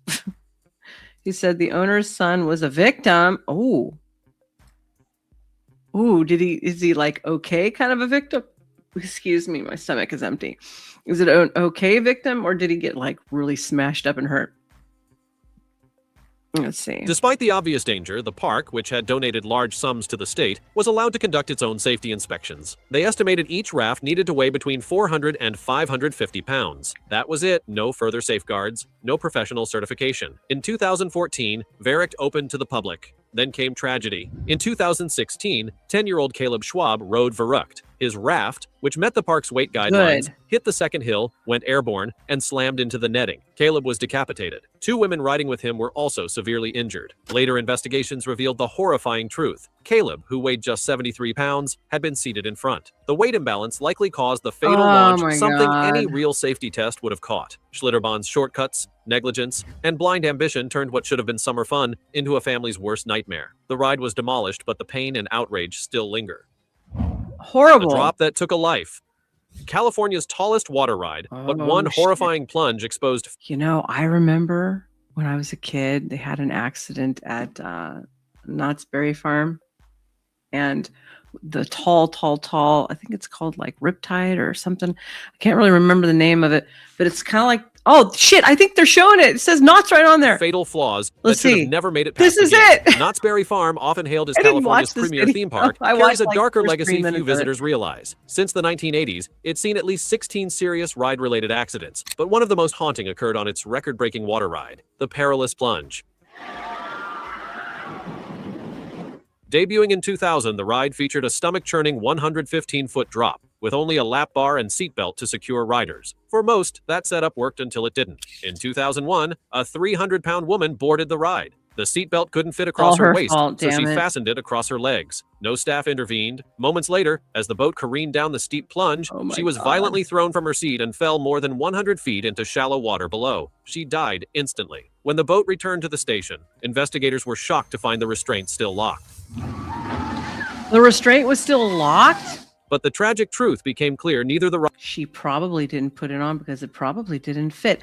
I'm thinking she didn't put it on. Let's see if they say it. ride's design nor its staff were equipped to handle riders of all body types safely. She never should have been allowed on the ride in the first place. After a lawsuit and public backlash, Knott's Berry Farm shut down the ride temporarily and added new... Hey, they say when pigs fly.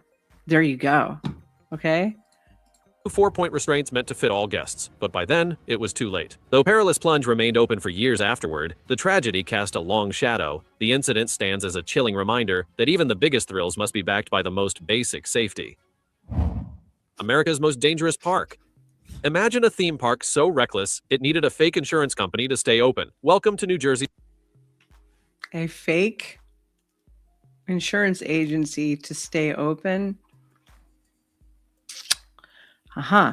Action Park. In the 1970s and 1980s, New Jersey's Okay. Action Park Oh, earned a shit. nickname that said it all: Class Action Park. It wasn't just a clever jab, it was a warning. Opened in 1978, this chaotic amusement park quickly gained a reputation as the most dangerous in the world. Safety regulations barely existed. Many of the rides looked like they were designed by daredevils, not engineers. The Cannonball Loop was a notorious example of an enclosed pitch-black water slide ending in a vertical loop. Riders were often knocked unconscious, lost teeth, or got stuck halfway through. Staff had to install a trapdoor just to rescue people. Then came the Colorado River Ride, which hurled rafts into concrete walls, and Surf Hill, where people were randomly launched into the air due to poor design. Broken So basically less regulation then, obviously, and people are having more fun, but they're losing their teeth like chiclets everywhere on the floor. bones, concussions, and near drownings were regular events. No insurance company wanted anything to do with Action Park, so the owner, Eugene Mulvihill, simply created a fake insurance company based in the Cayman Islands and illegally insured the park himself. That's not just shady, it's fraud. Despite the madness, rides stayed open even after multiple serious injuries. Official records reported just 14 broken bones and 26 head injuries, but park employees and medics knew the real numbers were much higher. Before Action Park finally shut down in 1996, 6 people had lost their lives. Action Park wasn't just thrilling, it was terrifying, and its legacy still serves as a chilling reminder of what happens when profit comes before safety. Yeah, whatever. It's also older time frame, so there's less regulation. Homemade redneck roller coasters. Yes. Why not? Smiles turned to screams. Oh. A ride called the Smiler promised fun and thrills until a looks devastating crash turned excitement into one of scary. Britain's worst theme park disasters. Alton Towers in England once proudly unveiled the Smiler, a record-breaking roller coaster boasting 14 inversions, the most in the world. It was designed to wow thrill seekers, flipping them upside down again and again. But in 2015, the ride took a horrifying turn that no one could have predicted. During a routine day at the park, an empty test car had become stuck on the track due to high winds. A fault was logged, but somehow the danger went unnoticed or ignored. Operators, trying to clear the queue, manually overrode the system and launched a fully loaded passenger car. Moments later, disaster struck. The moving car crashed into the stalled test car at nearly 90 miles per hour. 16 people were injured, but the front row bore the brunt of the impact. 2 young women, barely adults, each lost a leg in the crash. Emergency crews worked for hours to free the trapped victims from the wreckage. An investigation revealed multiple warnings and errors that were tragically Lost a overlooked. leg. The ride's safety systems had worked, but humans overrode them. Public outrage followed. Merlin Group, the company behind Alton Towers, suspended similar rides and paid millions in compensation. Yet just 9 months later, the Smiler reopened. To some, it was a step forward. To others, it felt far too soon. The name Smiler now feels ironic, if not haunting. Maybe it should have been called the Crasher or the Death Trap. The rocket's fatal flaw. Oh my gosh, could you imagine that shit? And then you lose half of your leg on top. I would be forever pissed off about everything in life after that. Seriously, it's like worse than getting attacked by a shark, Way worse, because at least it's a shark, right? He doesn't know any better. But these people are building this shit and people are losing their life and body parts and yeah. baseball bat. What started as a thrilling ride to simulate space ended in real-life terror when a cable suddenly snapped midair. Divo Ostrov Amusement Park in St. Petersburg, Russia, is known for its extreme rides, but none are more intense than the Rocket. This high-flying beast lifts 10 riders into a gondola, hoists them 200 feet into the sky, and spins them with such force it feels like zero gravity. It's basically space training without leaving Earth. For all of you viewers and thoughties out there, I don't like extreme heights. So when I see this stuff, I'm like going, oh shit, no thank you. From the ground, it looks wild, but in 2010, things got truly terrifying.